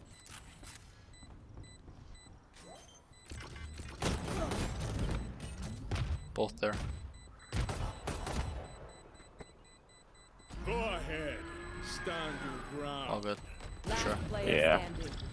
All good. Nothing to do. It's a tax-sided map, so just gotta focus up on getting at least 3 to 7. Like 3 to 7 is the range you really should aim for. But it's 3-7, so we can only get 3, 4, or 5. So anything in that range is decent. It's not the worst. Obviously, 5 is the best case scenario right now. What did they do last round?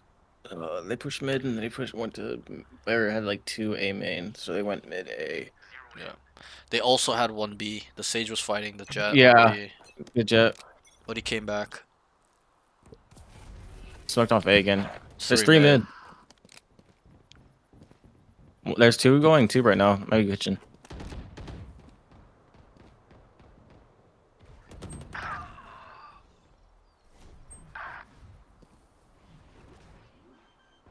They want on top of tube. Spike planted. Last player Nice shot. standing. So I think I would tell the Sage to go mid. He should wall tube, slow mid immediately. Yeah. You could tell him to do that if he listens. If he doesn't, whatever. I'll tell them to, yeah, because they've just been going it the entire time. They just have been going mid now because they know it's weak. It's work. It started to work, so they just kept doing it.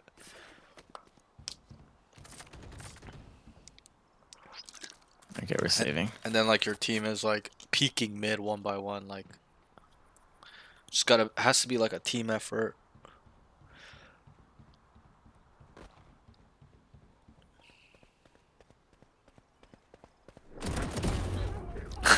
Like what? Okay. Like, what is the deadlock doing with it? So do you think you could wall off like tube right here? I got you. Good. And just tell him, yo, they're like pushing down mid, so just be careful. Like don't peek. Like just tell them like 3 If people. somebody could play Gen right here, then we can like double peek them if they go mid. Alright. Sure. Like it. Okay, let's try to get this last one. We win pistol, we win the game.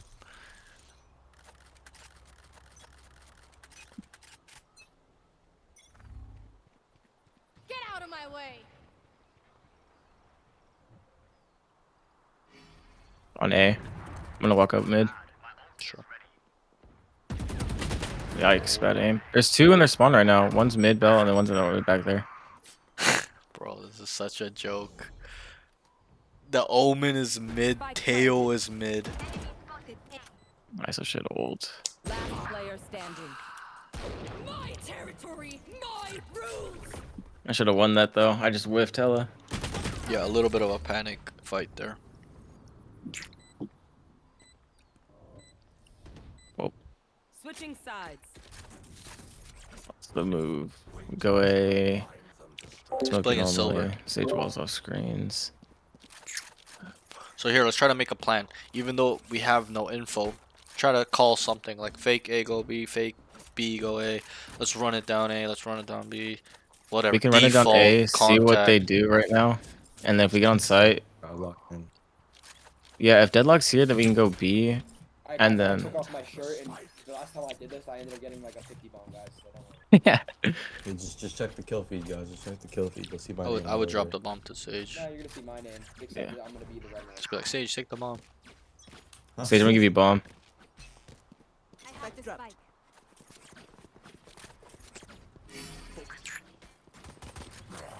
That's on top of. That's That's on Jen. top of Gen. Yep.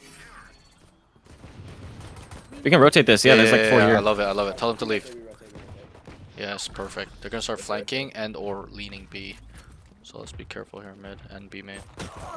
Cool. Enemy attacker spawn. Cutting their vision. Oh. Gotta clear all your corners. He went up rope. He went up the rope. Over there. Just tell them to get the bomb down. Watching us. I'm watching us. Good. Reloading. I'm gonna put up snowman. You can go with ISO. One enemy remaining.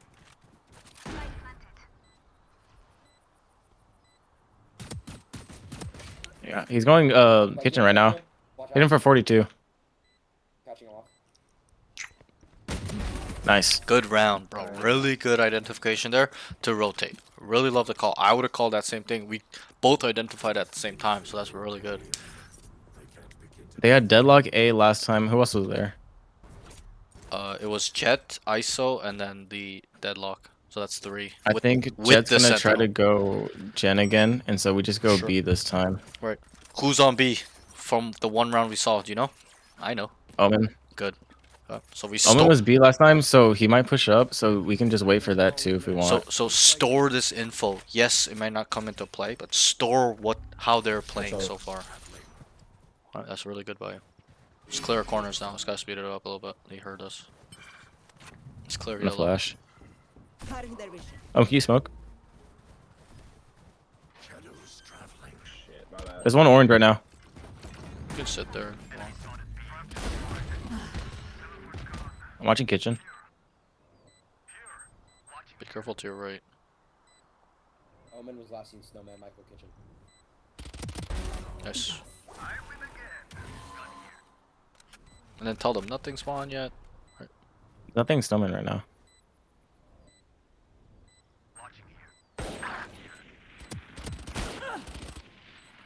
I saw this kitchen right now. This jet is flanking 100%. One enemy remaining. Yeah, he's No playing idea for, where she is. he's playing for exits or some shit. Or AFK, I guess. Okay, good round. Oh yes. This guy was spinning his spawn. There was like, who was there? I didn't see anybody there really. Yeah, I think. I didn't really see anybody either. Omen was snowman. Teo was orange. That's pretty much about it. That was Yeah, like the Omen was snowman last time, so I think Omen plays on B a lot, and then Deadlock and Jet are just playing A. Yep, with the ISO. It's 3A. They're playing Yeah, we 3A. go B, and then you can just instantly smoke snowman, and then we can get on the site that way. Tell him to smoke top side as well. Yeah, can you smoke nest too, or right here? Yeah, he's got to smoke nest and snowman. Jet's on top of yellow right now. So we can leave here. We can leave. We can leave. There's two here right now if we want. They're gonna rotate. Rotate here. Yep. There's 3. I'm pretty sure there's 3. She dropped, did she drop? Yeah, me and Omen are leaving right now. Go, go, go. Start speeding it up. Clear all your corners. It's clear nest and everything. I don't know if he's around. You could choose to be aggressive here. It's fully up to you. Holding CT right now. There's one coming CT. ISO. Take 2 steps back. Take 2 steps back. Because he can see you from rafters. Somebody hold me with this. Nice, huge. Oh, heaven. Still in sight. One enemy remaining. Could be flank, flank, flank. Are you flank, 100%. flank, flank? 100% flanking. Yeah, I flank. You TP'd. Doesn't matter. Last player standing. He's dead. Nice. Nice. Huge round, bro. Festivals. Okay, how do I know That he's was nice. flanking 100%? Okay? Because I saw that he like fucking Killed there's like nobody here, and then he smoked it from like B site all the way here. So I was Sure. like, he's probably gonna go flank. But I think you kind of got it. So the indicator to me that he was flanking was that you fought the rafters guy, right? And nobody's shooting you from the back, from screen side, right? Like if Oh, they, yeah, they yeah. were rotating together, you'd be dead there. But no one's there, so I just can automatically assume that he's flanking there. And then that smoke also confirms that he's flanking when he smokes. Like, why the fuck would he smoke like that on screen retake? Right, so good round by really good kills, super good kills. Big round. Let's win the game. Get out of here. Watch out, Deadlock's always here. Clear nest. I dinged Jet. She was on Gen. Okay, speed it up. There's no deadlock. Deadlock's Clear. not here. Clear gen, clear backside. Flank. Omen TP heaven. Nice. I'm gonna flank. Pushing up with you. Push me. Both run the fuck out of it. ISO screens. One enemy remaining. Nice, bro. Your aim is really nice. I love your aim. Thank you. I feel a huge difference just calming. Like I never Yeah. calm this much, and it's like Good. It's different. It's different. And the default is that people listen. Remember I told you they listen. They just listen. Even if they don't talk, they'll just look. Like 3 guys aren't even talking to. Only ISO's talking to you, but they listen. They'll listen to you. We could go B again because So- Deadlock was not A, and so she might go A again just because we rushed it, and so we can go B again. You can even start A. You solo start A. Flash on A lobby, and then run back B. So they believe you're going A here when you. Yeah, I'm gonna I'm gonna fake A right now, and then you guys can just wait. See So if throw they your push flash up right or here. not. Throw your flash. Throw your flash. Play slow, play The slow. gen angle. The gen angle. Maybe throw it one Jet's more. on A right now. Throw it one more time, and then start running off. Start running off. Run off. Run Omen off. smoked. Yeah, but okay, we go B now. Tell him to start walking on B. Omen smoked on A. There's the wall. Watch your mid. Watch your mid. Wall. Okay, leave. One Leave. mid. Just to your left. To your left. Oh, you missed them. With my team right now.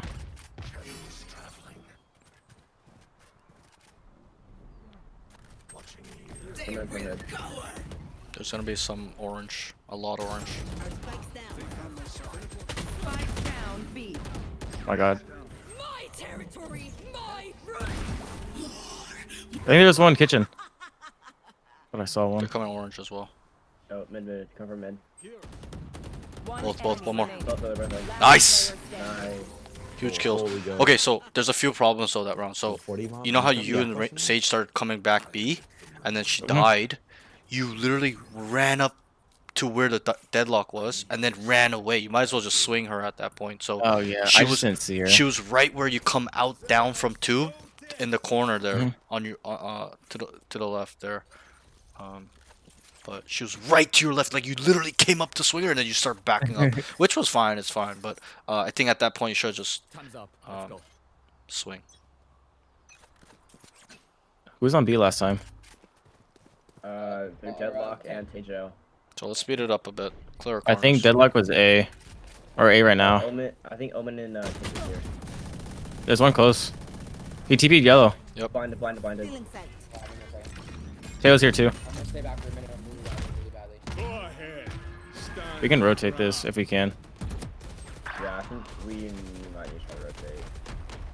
Oh. Yeah, there's one snowman right now. Rotate. Oh my god. Spike down B. All good, Yeah. all good, all good. Botched. Yeah. Oh, my mom can hear me. So what we can kind of take away on their defensive side is that maybe I should ask you so you can identify what are their kind of like what's their style on defense? They're playing back hella and using just a bunch of util. Sure, but in terms of rotationally, how do they play?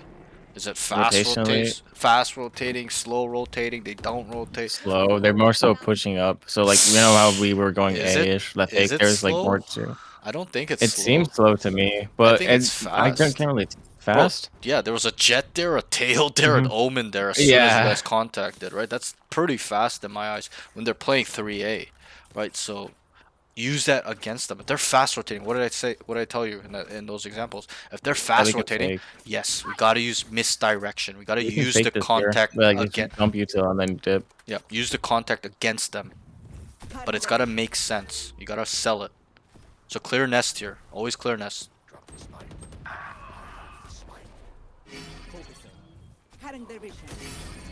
Okay, so let's. I got ulted. You guys can dip.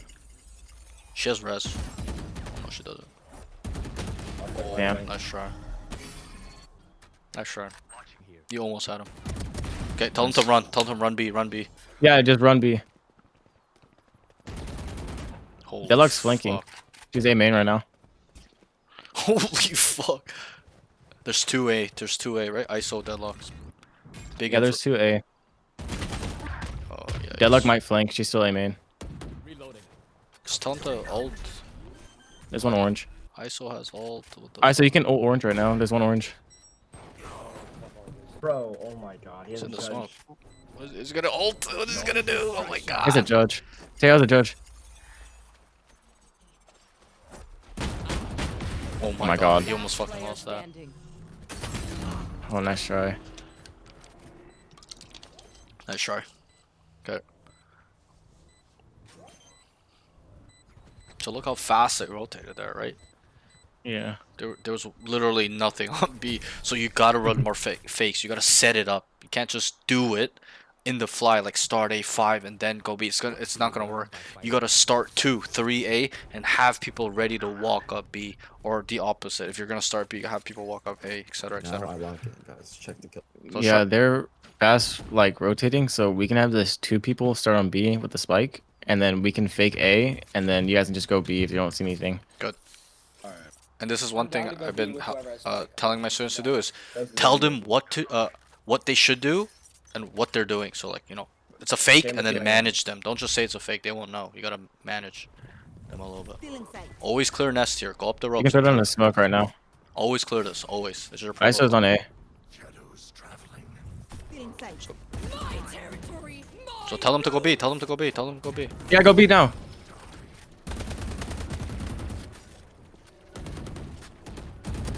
Nice. We Save go B, up. we go B. Yep. Perfect. It's gonna work. Probably gonna be mid.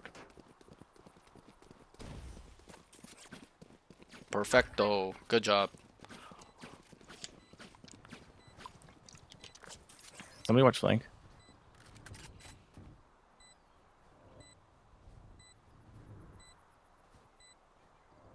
Shadows traveling.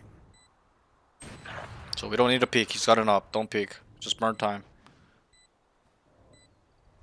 Tell them I have your cross. One enemy remaining. Oh, and yellow. Nice, nice. Nice.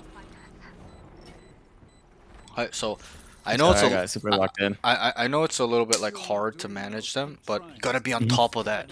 While three of you are aiming, you gotta see. You know how your teammates gotta kill on B, right? You gotta tell them, go B, because I don't know if you saw, but they started walking back to you guys after you got the kill, and then once you said, well, go B, then they started moving back B. But you gotta be on top of the mini map a little bit more, so so that way you can be a little bit on top of them. Okay. Because they were coming back A for some reason, but once you said go B, they start going back, which shouldn't be the case. They should just automatically went B. If we see deadlock here, we just go B. Deadlock's mid. So let's start speeding it up on A. Just fuck it. Cutting their vision. Oh, Still in sight. Screens. one screens. Hey, just screen. Try to get the bomb down. Headlock might also be screen. Can somebody hold me? Oh, I'm on screen. Oh, you might. Right planet. My ult right. He's on top of Jen. Player standing. 72 jet, 72 jet. A little bit unlucky there. Like your Sage or your ISO should be with you, but it's fine. Yeah. All good.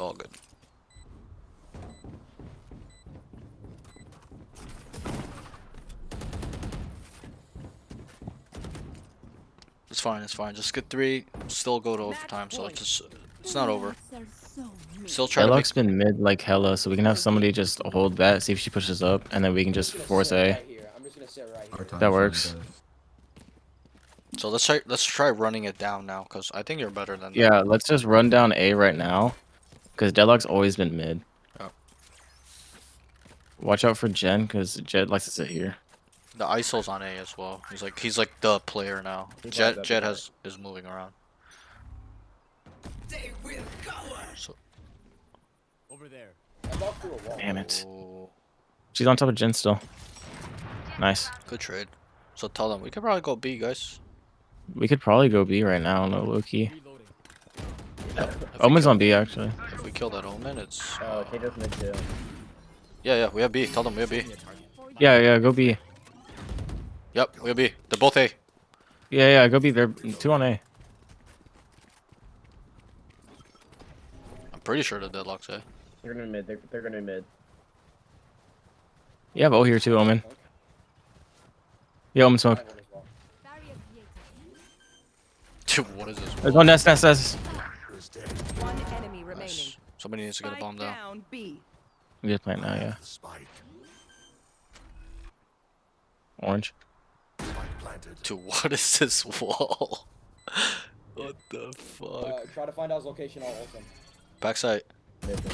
Nice. Nice. Super winnable, bro. As my player. Yeah, I knew it was orange. Alright, calm that out. Guys, really try to win this game. You're gonna have to take over this game with our protocol that I taught you and aim. It's gotta be one of those hard carry games. We can run down B. Was Deadlock mid again? Yeah. She didn't get go mid, but she walled it off. Okay, so then we just go run it down B. We just smoke it because they had like 3 on A last time. We can get smokes instantly. That'd be good. That Omen smoke. And then Omen, when you smoke, can you like TP hold or something? Oh, Jet's here. She's holding this. Damn. Okay, so we gotta be ready for these angles. Yeah. Okay. And one thing I can help you in terms of tips is that you gotta flash out these angles. A main. Remember how I told you flash where the Jen is, right?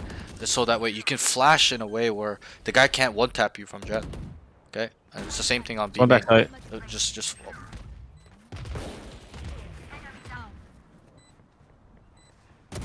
There's one kitchen. Nice. right? Because you're kind of you're Go kind of swim in. Go swim in. you're just let them play because you kind of you're dry swinging B main there, right? Yeah. And you get fucked Without absolutely util. right. So just what you need to do is put your Reina flash on the corner on near the floor of where you're swinging. Okay. Mhm. So you know how where you died, right? Right there. So the corner Yes. to the left where you died, like swinging out. Put the flash on the ground on the corner to that corner, and then what will happen is they'll be blind if they're holding that corner, which you came out from. Okay, because a lot of the low level, mid level, even me, I used to do it where when I play Reyna, I would throw the flash out wide, right, and then nobody's blind. I just still die from the angle. So put it on the ground on the corner, so that corner to your left right there, and then put it on the ground so it's in their POV. We should play for contact. See if anybody's here. There's nobody here. We push. If there's like more people here, we go A. On the ground, on the ground. On the ground. Yeah. Yeah, yeah. Like, it's fine, it's fine. We don't know it's small. Go ahead. Okay, you guys are gonna have to start running off. So maybe even run A. We could probably just go A here now. Just watch your mid. Yeah, watch mid. Clear your close left. You should clear that close left. Like somebody's like always playing there. And A main Yeah, is like while they're off. always clear. Nest and jail. Always clear jail as well. My territory, my rules. Actually, one on the ground. They got your trade. They got your trade. Nice, nice. Oh no. Can't use that. There's one rafters right now. There's an op. Wait, she has res. When you can, you can res. No. 80. Got this. No, GG. bro. All good, all good. Okay, so that game was really good by you, honestly, when I think about that game. Like, you're aiming, you're the IGL, you're the designated leader, even if you didn't want to be, right? It's because you're showcasing that you're the best player, not by the kills, but by you identifying, by you making plans, you trying to figure out solutions, right? Yeah. So, now you've tasted it a little. I'm sure you've done it before as well, but now that you've kind of can fully understand what it is or what it means to do that, you can, do it consistently. Like I've shown you how to do it at a high level. All you have to do now is to be consistent with it. Do it all the fucking time and to practice it too. That's why people don't do it. They feel like it's so much work. I haven't talked this much, etc. Whatever. What the fuck? I'm yapping. Okay. It's about practicing now so that you're ready for when you do play with really good players where all four of your teammates do listen to you. They'll come to a point where that is a thing. I know it sounds alien. We're like four teammates listening to me. What the fuck? You're lying, right? But it will happen as long as you keep working on your game, working on these categories, working on the game sense aspect, the mental side of it, the identification side of it, the in-depth multiple layer thinking side of Valorant. Once you start getting a hang of it, which I know you will, I'm not glazing. Okay, the students I really see a lot of potential in, I tell them, and I think you have a lot of potential. Not just solely because your aim. I think your aim is because one of the reasons, but I feel like you're not. This is not your true skill. Like you're higher than silver in my eyes. You're probably like a diamond player, diamond ascendant player already. It's just how do we get to where we belong is to putting these skills to use so that we win rounds, and winning rounds is winning games, and winning games is getting RR and getting to our goal. So it all adds up, and it all stems from all these skills that you need to develop now in order to go pro, because that's what you told me, right? You want to go pro, and I really think because you're young as well, the potential is there. I really believe that. I'm not even talking out my ass. I really can see it. So understand that it's on you though, right? It's up to you. It's not me and you against the world anymore. It's you versus you. You get to succeed if you choose to or not, by action, not by words, but by what you do in the process of that goal, that dream. Gotta take it very seriously, but I really believe even if you put 2 more years into it, which may seem like a long time, but still you're young. It's not like you're 25 where you're like, oh fuck, 2 years, I don't have 2 years to waste. You have 10 years to waste. You could fail for another 13 years until you're 30, and life will not be that bad. Like you can kind of pick yourself back up. Multiple men do that when they're mid 30s, even in their mid 40s, late 50s. Some men do that where they pick themselves up. They did nothing for 50 years and they become successful in their 40s and 50s. So understand that. So, and with age, you know, I'm not saying you should waste time. I'm not saying you should take 10 years to go pro. You gotta have a sense of urgency. You got to take action now, daily, now. It's gotta start tomorrow. Okay, that's how serious this goal is and should be. It shouldn't be you just talking shit. I'm gonna go pro, and it's just words. It's a commitment now. Okay, you've made up your mind. Okay, anybody that tells me this, I tell them the same thing. You gotta take it seriously. It's gotta be your life. And I'm not saying, you know, only play Valorant. You gotta have a balanced life too. But what I'm trying to say is that you gotta obsess over this fucking goal, this dream. You literally gotta fucking think about it all the time. Like you gotta build this fire within you. Be like, fuck, bro, I'm still not there. What do I need to do? I gotta keep doing this. Oh my god, rank one, go pro, go pro. Visualize yourself on the stage. Visualize yourself networking with the pros that you see on streams these days, and etc. etc. Okay, because that will happen when you become that good. They will become your friends because they want to play with you because you're that good, etc. etc. So understand that it's a really really serious commitment, and I wholeheartedly hope that it's something you really want, because there's a little bit difference with somebody just kind of feeling like they want it versus like that's what they want to do, that passion, that love for the game or whatever their dream is, and that's how people succeed. That's something you have to understand. You may not understand now, you may not, but when I was young, I didn't understand that. When I was 17, I didn't know shit. Okay, but I didn't know nothing about life until I was like 26, 28. Okay, but what you have to understand that it's like it's it's a little rough. Okay, but sorry, I'm losing my train of thought a little bit. But so You're good. do you have any questions or anything like that No. I think this is great. I guess one question, like, Yep. is this like your final thoughts? For which one?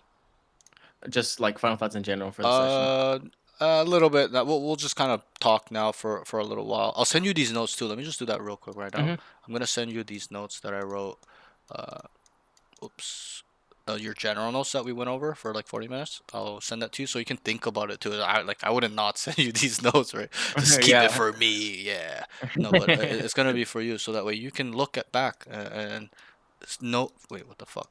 Kind of focus on the things that I want you to focus on that you will you will need in the future. And that's one thing you need to understand is um, I teach all my students, including you, the high level stuff first. Why? So that way my students are ready for that level. I already feed it into them that they are that level, able to be that level. So I teach them the hard stuff now, so they get the hard stuff down now. So that way, all we have to do once they get that down, let's work on the easy shit like aim. But this stuff is really fucking hard. It really is. Truly it is. Even for me to put it into words, when I first started coaching was super fucking hard. I was like, how do I put this? How do I even explain this shit? Scratching my head, right? But why I know it's super hard too is because I had a lot of students. I teach them this stuff and they just go, holy fuck, this is so much information. And it's not like a bad type of information, like they can't understand it. It's just they're like, yo, you're opening up my mind to looking at it differently. Like, whoa, I didn't even know Valorant is played like that. Like I get that type of response a lot. And I'm not trying to glaze myself. It's just, when you look at the game differently, when you slightly take a different perspective, you know it the game it becomes so fucking easy. I know it's a little bit like for me to say that, but it's very strange. I just had a student today, my first student that I coached personally to get to Immortal, and it only took him 6 weeks from Diamond 1. He got to Immortal 1 in Jeez. 6 weeks, with him only seeing me once a week. But I was, if you want, and all the VODs are there with every session with him, okay, on YouTube. But I was super hard on him on these things every week, the hard stuff. I would literally drill it into him. I would sound upset, but I wasn't upset. I was just really hard on him, and he started to understand it, and now he's just focusing on aim, and now he's just fucking just free soaring through the sky, and it looks like he's gonna be Immortal 3 by, like, the end of the month if we really keep working on his game. But what I'm trying to say is that just get this down. Get your identification protocol down. Okay? Identify, process, adjust, and then apply. Once you get these down, and you used it like how we used it together today in this game, right? The second game where we were talking, what can we take away? What can we see from their style? And then you just try to find ways to counteract that. And you know how, like, we found solutions, right? And we started winning some rounds early, and then they adjusted. Remember? They started coming down mid now after round 6, right? Because we started fighting A main, B main. It wasn't working for them. So then they start coming mid. But why we started slipping on defense was the adjustment wasn't good enough. That's what you have to take away.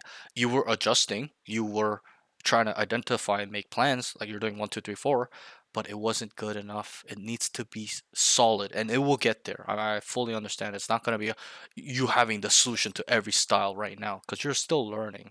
You're on the way to getting there, but um, you got to get this stuff down. So focus on it, think about it, apply it. That's the most important thing. Don't just think about what we talk about here today and then keep it in your head forever. You got to apply, you got to use, you got to try, you got to make mistakes, and you will grow. Trust me, you will. Okay, but get this stuff down.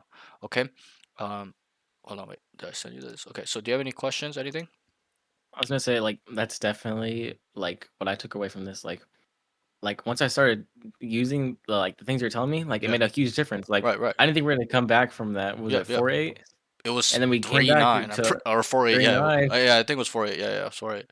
and then we came back into that 11, Right. 12. It was really close, and but that was all because of the IGL and stuff like Right. that. Right. Like the 4 steps. Like Yep. I was never thought Valorant was like that. Like you were Yep. saying, Yep. like I always thought like it's an FPS, just Right. click Like heads. just But W key and just shoot people or yeah, run it down 5 people. That's what I thought too. Trust me. And Valorant wasn't my first FPS. Like I played Counter Strike 1.6 when I was younger, but I didn't play competitively. Like I just played for fun with my brother and his friends, right? But so Valorant was kind of my first FPS. But um, I had that same thought process too. I was like, oh, I just run it down and shoot people and out aim them. But that's why I struggled as well in my journey to getting to Immortal 3. I realized this late, but I should have realized it then that aim is not everything. Because even me, I fell in that boat too in my prime. I was like, I need better aim. I need aim. It's all about aim. All about aim. But I wasn't focusing on like movement, my positioning, utility usage, understanding how enemies move. How can I get them to move off from A on Icebox to go B, and we end up A because we want to go there? Oh, we just got to start B. They start leaning B, and then we just start walking A, which you did today, right? You saw it. The power in it, the power in getting on site with less resistance, least resistance, right? Because if you're gonna go on a site with 4 people, you're crazy. I'd call you nuts. I'd be like, "What's wrong with you, bro? You have problems, right?" If anybody was like, "Yeah, let's take it, 4 people, let's go," right? Because the chances of I'm not saying you always lose, but the chances you losing that round is quite high. So understand that um, that's all Valorant is. If we stripped Valorant away, or everything, the UI, agent names, and everything, besides like the mechanical stuff like gun shooting and all the fire rates and stuff, if we stripped all that away, that's what Valorant is. That's what Counter Strike is at a base level. Is to play as a team, try to figure out how the enemy is set up on when we're on attack, and then to make them move where we don't want to go, misdirections, make them believe we're going here, but we're going to go over here and there's nobody there. That's really what it is. That's all it really is to Valorant at the base. Like if we stripped everything, right? So um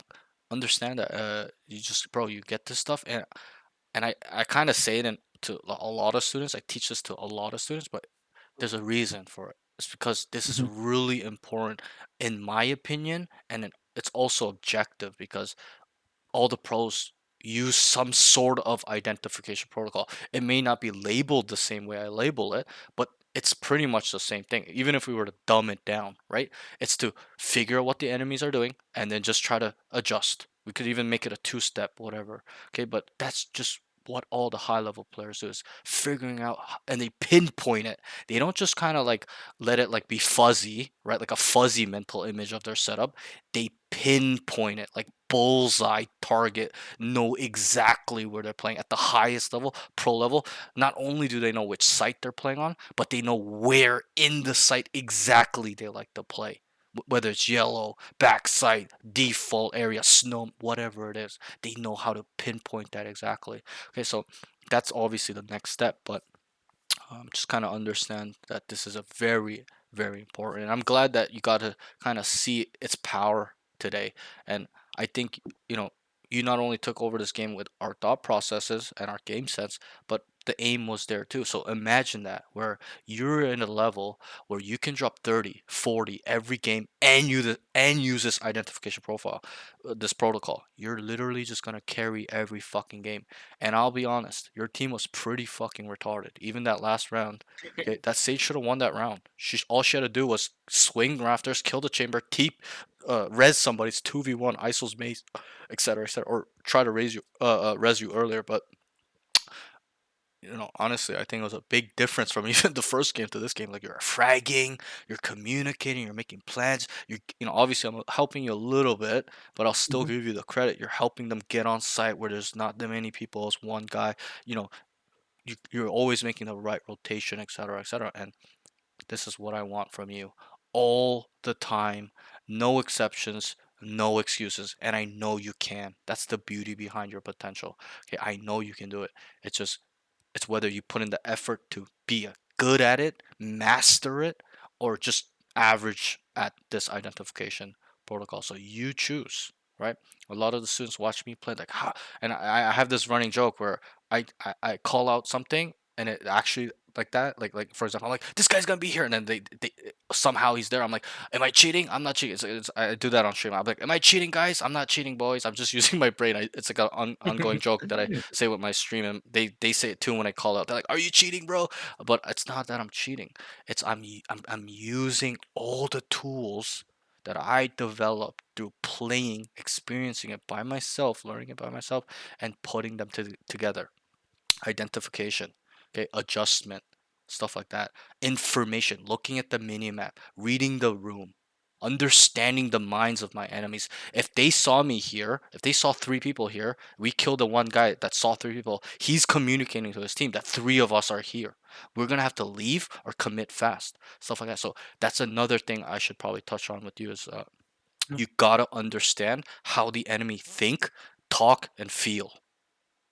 It's very crucial and it's very real. That's a very real thing that you can do. It's a skill. It's not telepathic genetics. It's a skill that you can build by you understanding basic human psychology, okay, and then using it against them. They know we're here, we're gonna leave. And they're gonna not expect it. Like we just did in Icebox a couple times, right? We were like, okay, leave, leave, leave. And they just didn't even fucking know. They're rotating so late. And we just have sight for free. Right? So that's the power in it. And I think you're on the right way. You're on the right path. You're on the right trajectory. Just gotta master it. I want you to master this shit, bro. If I could shake you from your shoulders right now, I'd be shaking you right now. I'm shaking the air on stream right now, but I'd be shaking you in front of my face. Master this skill, bro, and be serious. Take it seriously because you're a little bit different than most of my students. Why? It's because you want to go pro. Yes, a lot of students want to go pro, but some are only talking shit. Some don't actually have the potential. I can see that potential in you, but you gotta take this seriously. This stuff, you gotta master this shit. If you master this shit, bro, the world is yours. It's endless. It's really endless. So, because I think your mechanics is not an issue. It really is not. Okay. In terms of your aim training, what are you doing? So usually I've been able using aim labs a lot. I used to use aim labs a bit, but right now I'm going to like what's it, the training the shooting range, Range. and Yep. then I do around like 3 or 4 bot, like just know like normal bots, like medium bots, and then I'll go into like 2 death matches and work on mechanics and positioning, stuff like that, and then Okay. I'll hop in Are rank. you willing to do aim labs or do you have Kovacs by any chance? Yes, I do. I have Okay, both. so are you willing to do I would rule out aim labs if you have Kovacs. Are you willing to do Kovacs? Hell yeah. Okay, so I've sent this to every student for free. Okay, it's a playlist I didn't make it. It's called Pure G Training. I don't know if you heard about it, but I will give you this playlist. It's 3 times per exercise. The whole playlist should take about 30 to 1 hour, really 40 minutes to an hour. Really depends on how fast you do it. But Hmm. don't just do it fast. So I will also send you 2 VODs of me. I have 3 VODs, but I'll send you 2 VODs of uh, me showing students, 2 different students, how to do that playlist properly, and they even play after we do that playlist, and you'll see a night and day difference in their aim.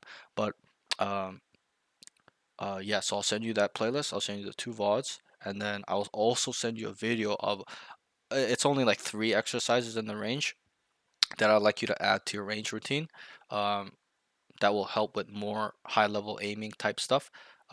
And yeah, that's that. So how I would like you to structure your training now is that you don't have to follow me, but if you want to be pro, you should probably follow this process, which is aim trainers before you play. Then it's range. Then you do 1 to 2 DMs before playing. Then let's say you play for 3 to 4 hours, right? Then you cool off again at the end. Whether that's another session of the playlist, aim training, or you do 10 DMs slash 10 TDMs, or you do 20, 10 each if you have that time and that dedication.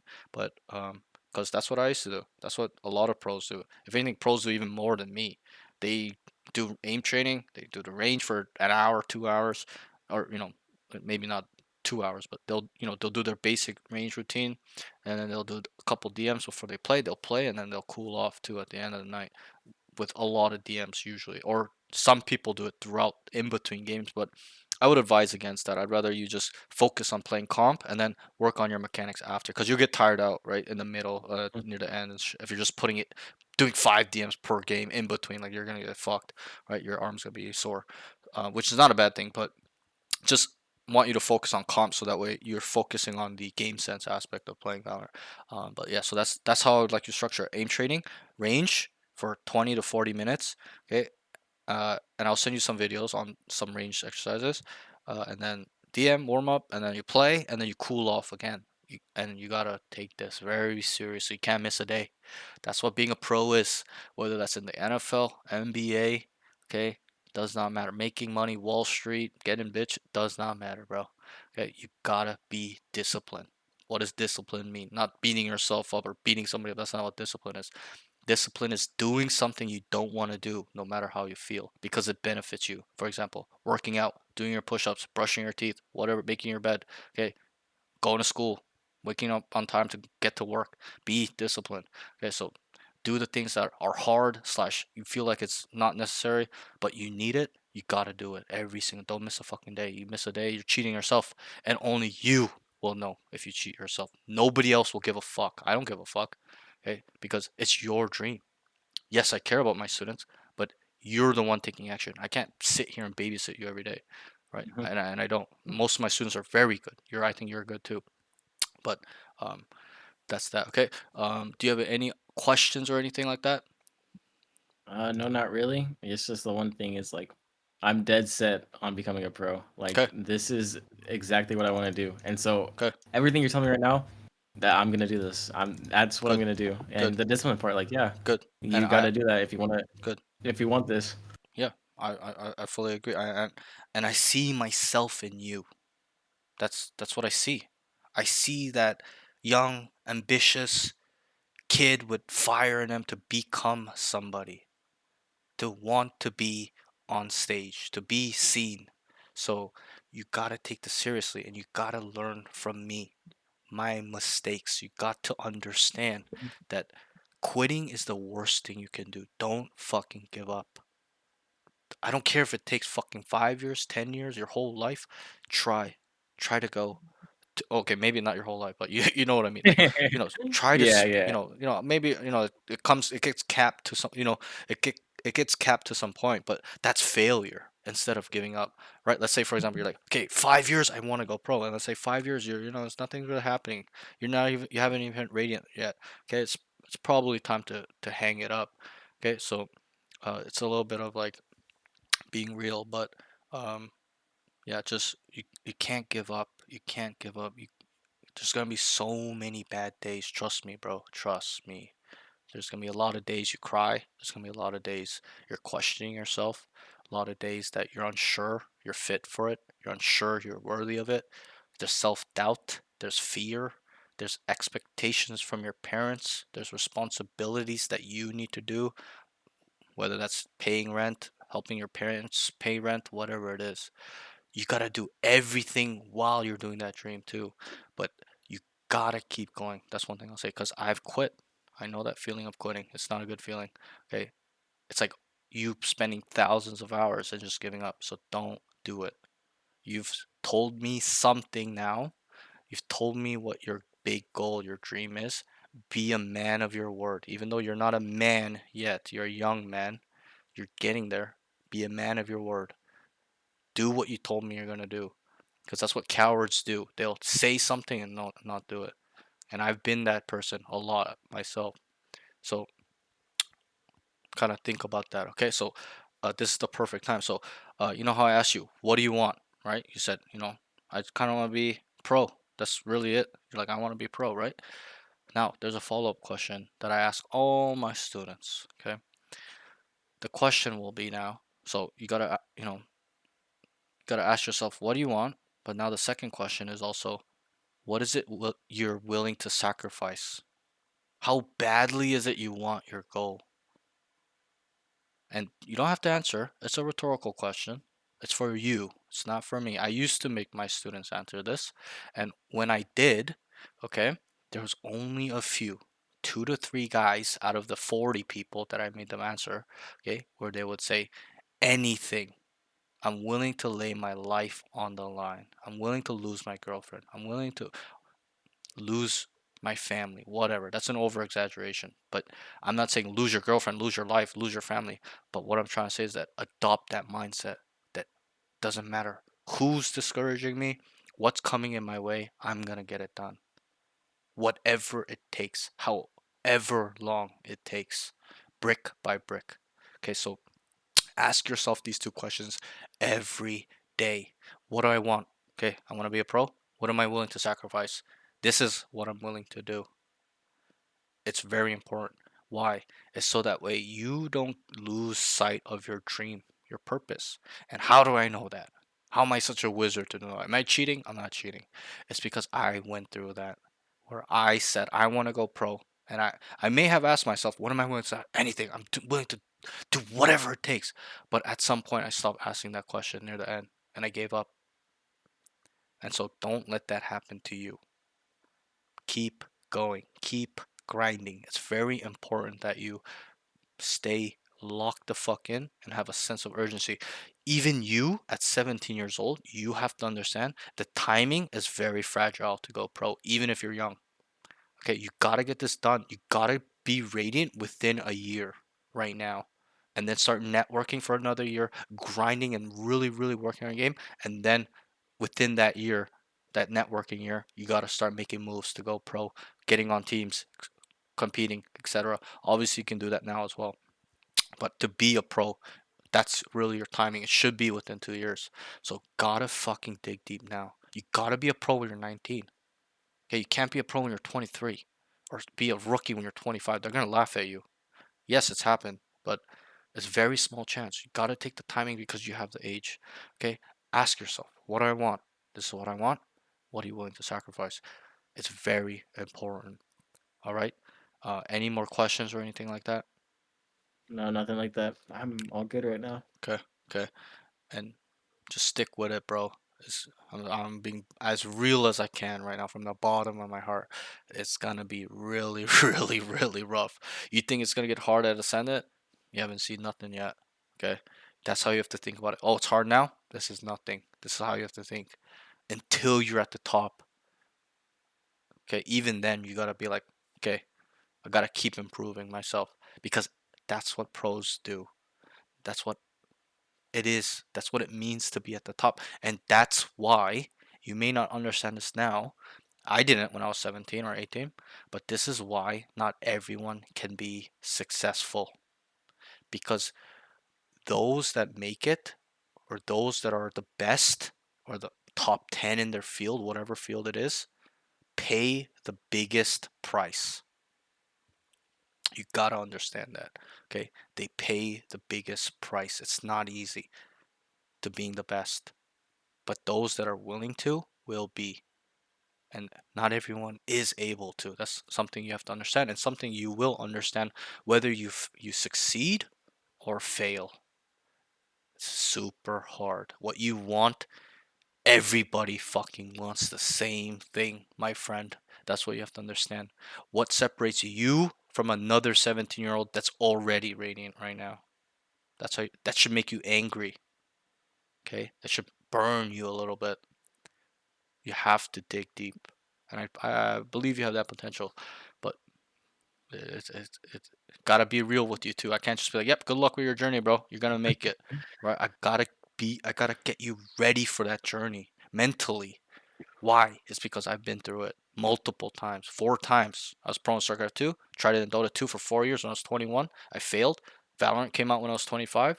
I tried to do that when I was 26, 27. Failed. Tried to go pro in Spectre Divide last year when I was 28.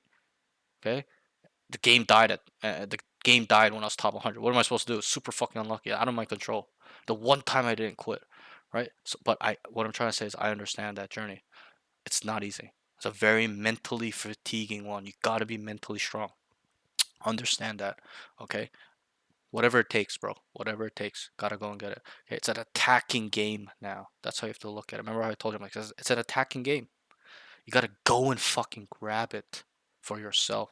You gotta and why is because everybody else is the same goal with you as the same goal as you gotta steal it away from them, as fucked up as that sounds. You gotta not step on them, but take it away from them because they want the same dream. Why should you deserve it over them? You gotta take it away from the other people. That's how you have to look at it. It's a zero sum game. Okay, so that's that. Any more questions or anything? Now is the time. I'm fully free to answer some questions if you have any. I'm good right now on just everything. Okay, soaking it I'm in. thinking about soaking Good, in, thinking about everything I'm learning right now. good, I good. guess not related, but like if we can like plan next session, like if we could do that now, Yeah, that'd be yeah, of cool. course. Yeah, we can. Yeah. So, what is your availability? Let me pull up real quick. So Days of the week or yeah. So I just gotta schedule that I'm gonna put out for my work. Right now, I am available on. Let's see, I'm available tomorrow, Wednesday, Mhm. and then after 10. If there's like I'm Is it available after 10, like right now, every single day. But I'm okay? free all day on Monday and Wednesday. And that's every week, Monday, Wednesdays, every week, or is that just this week? That's just this week, but Okay. usually I'm off Mondays every single week. Okay, we can just keep it at every Monday if you'd like, if that's better for Yeah, you. that works. Okay, so Yeah. we won't do tomorrow because, like, we gotta Oh give you yeah, some time to kind of like apply this yeah. knowledge and kind of soak it in for a week, try it out, and just think about it all week. So we'll do the 21st. Okay, so next Monday, that works, right? Yes. Okay, so we'll do. Okay, what time works for you on Monday? I have any time next week, Monday. Uh, Most likely going to be like just 8 to 10. 8 p.m. So you want to do like 9 o'clock, maybe 9 p.m. Yeah, that in the works. middle, so you have some time or something. So, Yeah. so yeah, you don't have to pay right now. You can pay right before the session if you like. It's fully up to you. Cool. I'll send you a link for it. So you paid, yeah, you paid 30 for the first session. Now it's $20, so it's even cheaper. And how? Oh, I should probably tell you how it'll go. So how sessions will go on now is that I'll watch you play 2 to 4 games. So we'll play a lot of games in these sessions, and it kind of will be like this game where I help you adjust in between rounds. You'll ask me questions. I'll ask you a lot of questions like, "What'd you do wrong? What could you do better?" Okay, and I'll also make you get out your comfort zone. Like take space here. Do this. Okay, rotate, call a rotation, make some plan. You guys are struggling, make a fucking plan. Anything, I don't care. Okay, in the beginning, I used to tell my students, okay, like exactly what to do. Okay, call a fake here, okay, because I've identified this. But I stopped doing that. Why? It's because my students have started to rely on me. So they use me as a cheat book, right? Like they just don't Hmm. soak it in and they just rely on me to give them the answer. So I stopped doing that. Where this was a while ago where I stopped doing that. But I tell them now, make a plan. What we talked about with the identification. Do something. I just tell them, I don't care if you win or lose the round. Make a fucking plan. Try to figure it out, right? Because I try not to like make them cheat, not cheat for them. Sometimes I will, but when I want them to win the game. But that's that. So that's how it'll go. We'll play. Usually the average is 3 games. Like today was a little bit scuffed, but Mhm. usually we play 3 games. If we have a lot of time, I'll make you play a fourth game too. Depends how many students I have on that day. But that's that. And then we'll talk in between. Also, I'll write notes for your pros and cons for that game. So game one happens, right? I'll be like, oh, you did this wrong, this wrong. This was could be better. Focus on this for the next game. And then I'll call out your pros as well. This was really good. Keep working on it. And I'll be like, next game, need you to focus on all these cons. I don't want them to be there on the next game. And then we start evolving like that, where we break it into habit, where we just kick it out your system, and you'll be free soaring. You really will, as long as you're keeping up with your training and playing, and having a good mental a lot of the time. So that's how it will go. Uh, wait, we said 9 o'clock. Okay, so I'll see you 9 o'clock, 21st on Monday. And that's that, bro. We got a lot of work to do, if I'm being real. Okay, we have a lot of Okay. work to do, but we can get there. Trust me. I have even more confidence now after today. My first student after 6 weeks got to Immortal. Okay, he showed me the screenshot today. I felt so happy. I'm like, finally, right? Like, even though it was pretty quick, like, I was doubting myself too as a coach. I'm like, fuck, people aren't improving as fast as I would like them.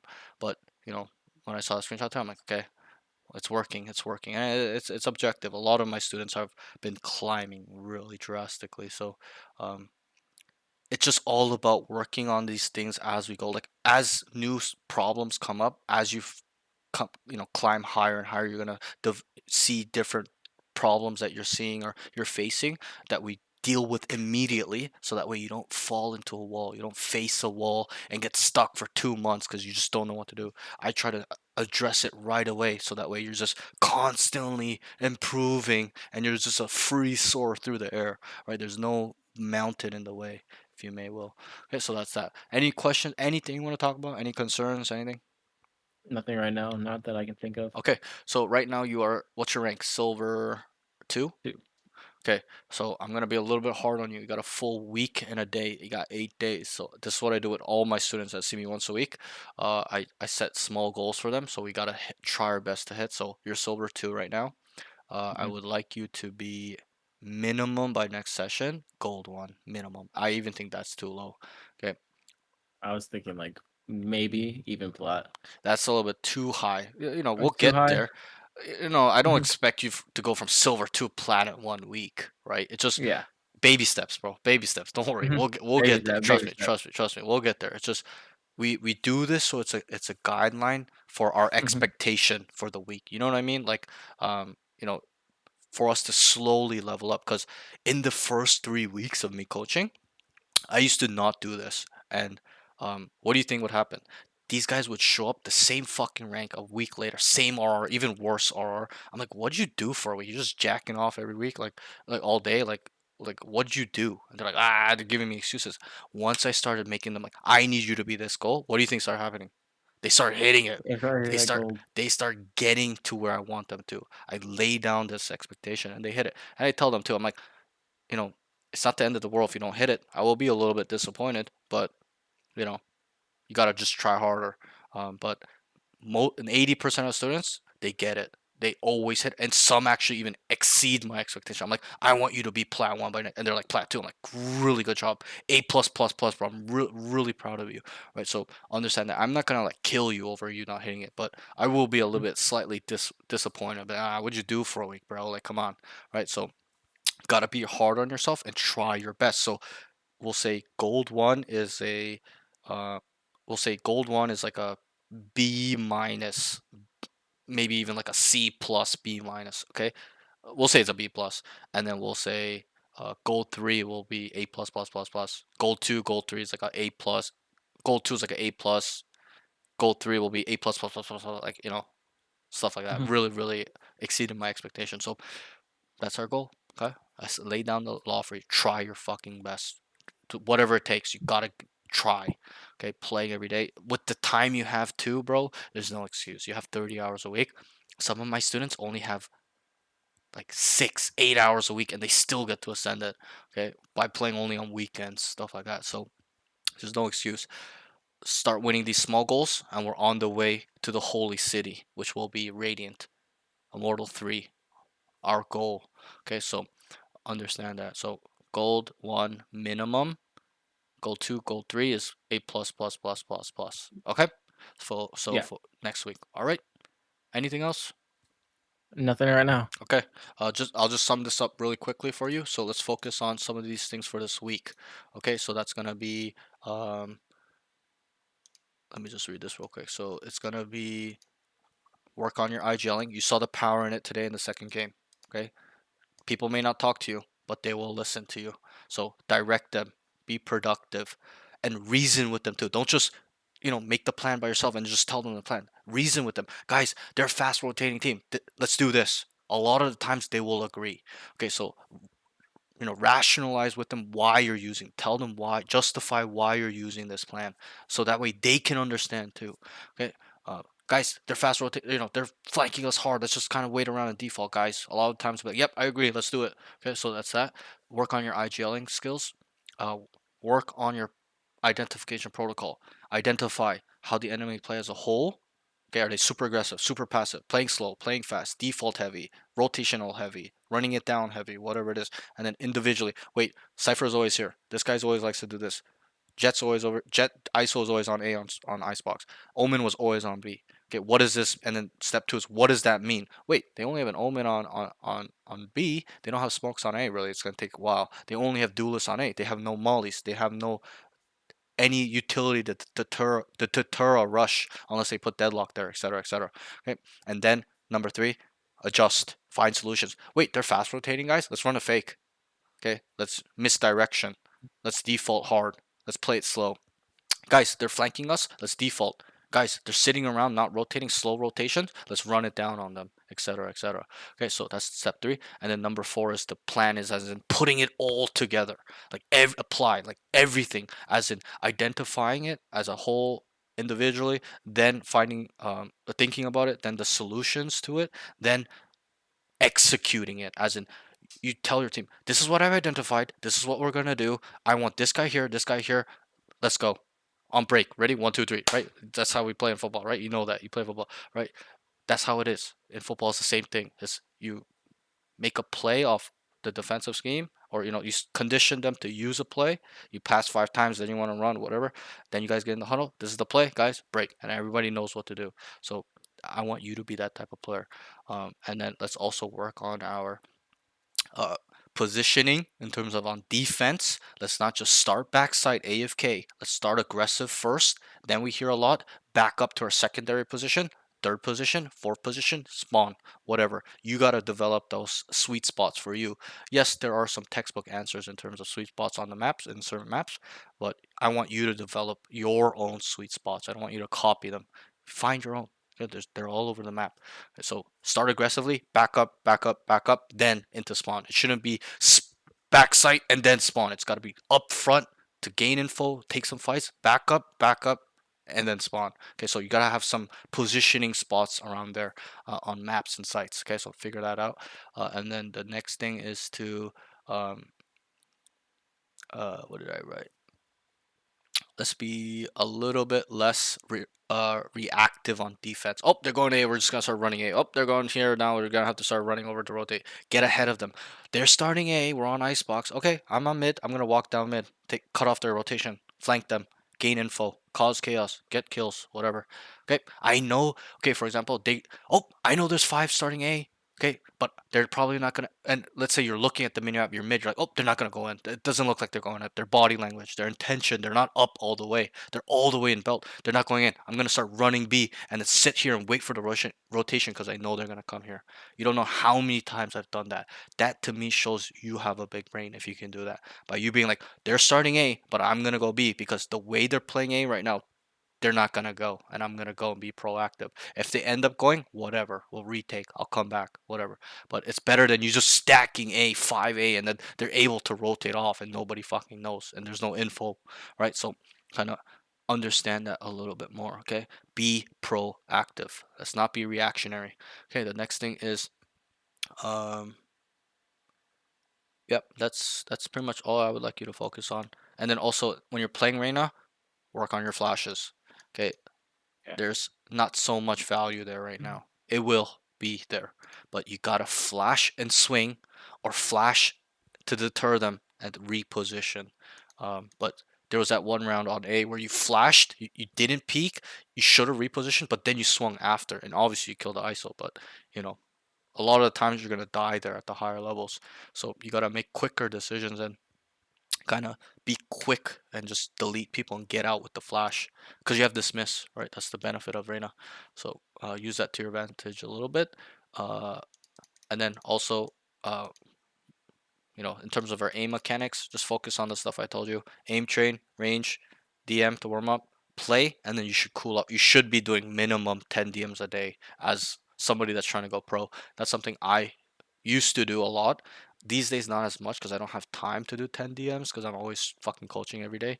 I wish I could, but and I will soon. On Monday, I'm starting to play on stream a lot. So that's that. But work on these stuff that I'll send you right now. And that's that, bro. I sent you these notes, so if you don't remember, you can look back on these notes as well. But it's pretty much all I want you to focus on. I think your aim mechanics are good. It's all about game sense now, my friend. Okay? Okay. That's that. Any questions? Anything? Nope. Just big thank you. No, bro. It's my pleasure, bro. You're a very good student. You're very engaging. Some students, like, I just can tell they're not paying attention. I'd like talk to them. I ask them a question, and they're like, "Huh? What?" I'm like, "Bro, like, pay attention, bro." Like, right? But you're pretty engaging. Like, it wasn't like you're not paying attention or anything. I know it gets a little boring listening to some guy passionately yap about Valorant for like 2-3 hours. But hey, you know, gaming's been a part of my life for 20 years. This is all I know is to play games at a high level. Maybe this is just my purpose to teach people how to be really good at gaming. But a lot of the stuff I teach too, it's not just gaming skills. It's really life skills. That's what you have to understand. Mhm. You can use all of these Yeah, things it in was life too. like I like a lot of the times, like some of the times, like you were talking about stuff, and I was so invested in it. I was like thinking of like a bunch of things, and you asked me a question. I was like, oh wait, what was the question? Right. Yeah, I was like trying to think of because your stuff. mind, Yeah. yeah, no, I fully understand. Because like you're soaking in the info, and then you gotta kind of like think about moments in time where that can relate to you, right? So I can fully understand you being uh, like that. But most of the times I ask you questions, you got it right, which is really good. Some guys really struggle. Like, yeah. Anyway, I won't get into it. Like some guys, I'm just like, Mhm. holy fuck, bro. But yeah, so that's that. But yeah, I'll let you go. I know it's really late. You're EST or CST? CST. CST. Okay, so it's not so late for you, but it's 3 in the morning for me. But yeah, that's that. So I'll see you Monday. Keep it up. Work hard.